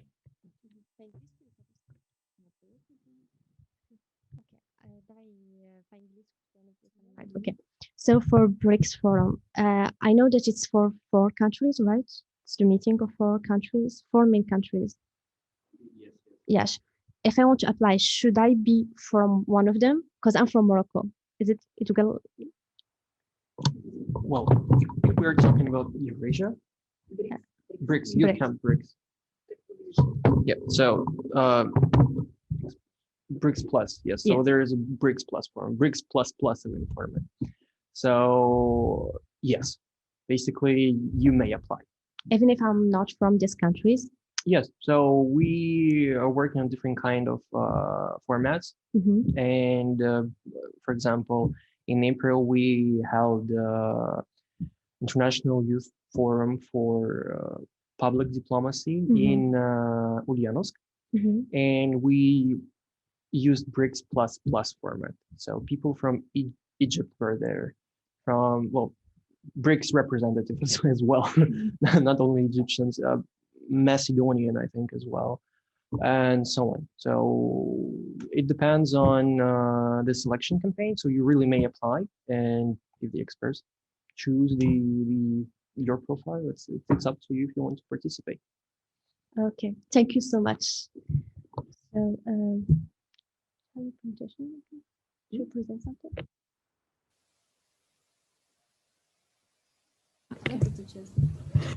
Okay. Yes. Now, should we move to the students? Давай поблагодарим наших экспертов и Уважаемые коллеги, спасибо Dear большое. colleagues, thank you. Thank you very much for your time, for having been with us today, and having given such an extensive information to us. And I'm sure that our participant will apply for your multiple events. And this information was very insightful for all of us. I suggest that we proceed to the next part of our program. And Mouna, over to you. Thank you very much. Part, which we will hear from international students who study here in Russia or who already graduated from their own experience. Let's start with Al-Shafka Hani Hussein. Is this? Yes, I'm here. Здравствуйте всем. Извиняюсь, что я не могу включить камеру, потому что... Yes, I'm here. Unfortunately, my camera is not working. Yeah. I'm from Iraq, and I graduated from Russian oil and gas engineering baccalaureate degree. When I started to learn Russian language, I thought I will never to able to speak English, to speak Russian. But when I started to practice with my friends, it became easier. When I started in Russia in university, it was a new beginning from my even totally a new life. We had too many libraries work in university. So I have one things I did not like in my field here, especially in the oil and gas engineering. There is not serious practice from student, not for student, not Russian students. I want to speak that in Russian language. Они не разрешают нам практика вот в компании Газпрома, либо или Роснефть, или так. We cannot yet have practice in Gazprom or similar companies by law. And reason number two is COVID. I want to say life in Russia is an amazing and interesting to know people from all over the world. Yeah, the language is not simple, but if someone wants to learn this language or love Russian, he will be good in it. Well, that's all. Thank you for listening. Спасибо вам большое. Thank you so much, Hani. And now we're gonna move to the second student, Roman Bashar. Bashar, is this? Да, здравствуйте. Yes, hello. Я могу сказать сначала спасибо. First of all, I would like to thank for the invitation for such great event. I received a scholarship for learning the Russian language at the master's program in Russia. I have recently graduated, and I graduated from Kazan University, International Relationships. A lot of people ask me why I decided to study international relationship here in Russia. And I say that international relationships are very important, especially now when we need to ensure the ties when we have international crisis. And of course, I hope that I will be able to work with international organizations in the future.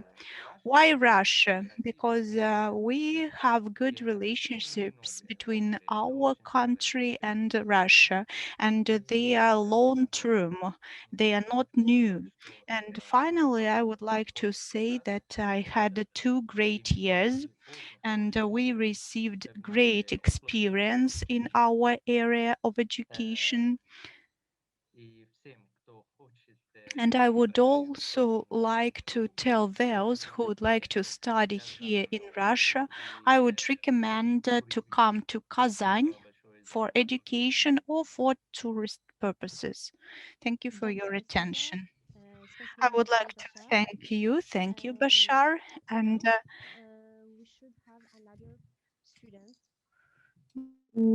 but she might not be able to attend. Okay, anyway, I'm gonna share my experience with you. You already know me. My name is Azaroual Mouna. I came from Morocco to Russia to study. Currently, medical student in Tambov State University. My experience in Russia, I can't deny that it was so hard in the beginning. Adaptations, especially that you came from a very different country, such as Morocco and Russia. But I'm so proud of myself that I did it in the end. In Russia, it's not just about studying. It's true that we couldn't achieve our dreams in other countries, and Russia gave us this chance.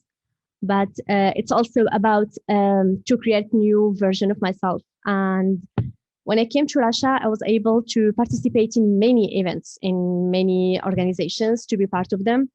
I was nominated last year as a peace ambassador. I'm also part and Moroccan director of many organizations. I attended the forum Eurasia Global last year, and it was an amazing experience. I really recommend it for all students to apply. It's a very, very amazing and helpful experience. When I decided to apply for grant of Gorchakov Foundation, I never imagined that I might be one of the winners. It was so difficult for me, and I was thinking that even if I did it, even if I win, how can I do it? Like to do a project for you as a foreign girl or a Moroccan girl in Russia, especially when in Moscow. So it was really, really difficult for me, but thank you, Sandra. Because of her, I am here today. So what I want to tell you is that you really have to use this opportunity, especially opportunity of university, first years, our 6 years of university in Russia. You get the chance to participate in many things. It's so easy to be part of them. It might be difficult in other countries, but here, I don't know, I feel like it's so easy to be part. Like you get invitations to the forum. It's fully funded most of the times. You have projects, you have this fund, Gorchakov Fund, you have Rusmaladioj, they help you. You get a grant, and fully funded grant also. So it's not that easy, and it's not just about normal studies. You can do something else, something who's going to be helpful for you, for your future, and you might create a new version of yourself.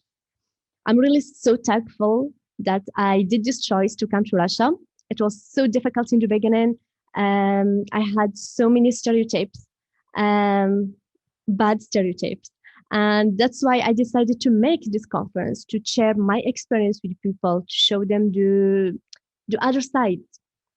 Things we don't know about, files we don't know about, scholarship we don't know about, the organizations who help students. I didn't know about many things, and I really know many things, too many things today. So thank you so much for being part of my conference, and I will send you, all of you, the presentations in English of all the organizations. If you want to be part of it, if you have a project in mind and you want to make it real, how you can do it, and if you need any help, there is my my email. Please contact me. It's my pleasure to help. Thank you so much, and спасибо вам большое. So, thank you so much. Thank you. Dear colleagues, and once again, I would like to thank everyone for your participation, for your patience, for your desire to find out a little bit more about Russia, about Russian universities and Russian organizations. Thank you very much for listening to us. We wish you all luck. We wish you health. Take care. We have difficult times at the moment. Please try to do the best for your near and dear and for yourself. Thank you very much once again, and goodbye. Так, давайте сюда. Закрыла. У нас что там в чат? Ну, благодарности. Я сейчас пишу коллегам. Да, а можно вашу коллег, который фотографирует? Окей. Спасибо вам большое. Спасибо вам большое за ваш...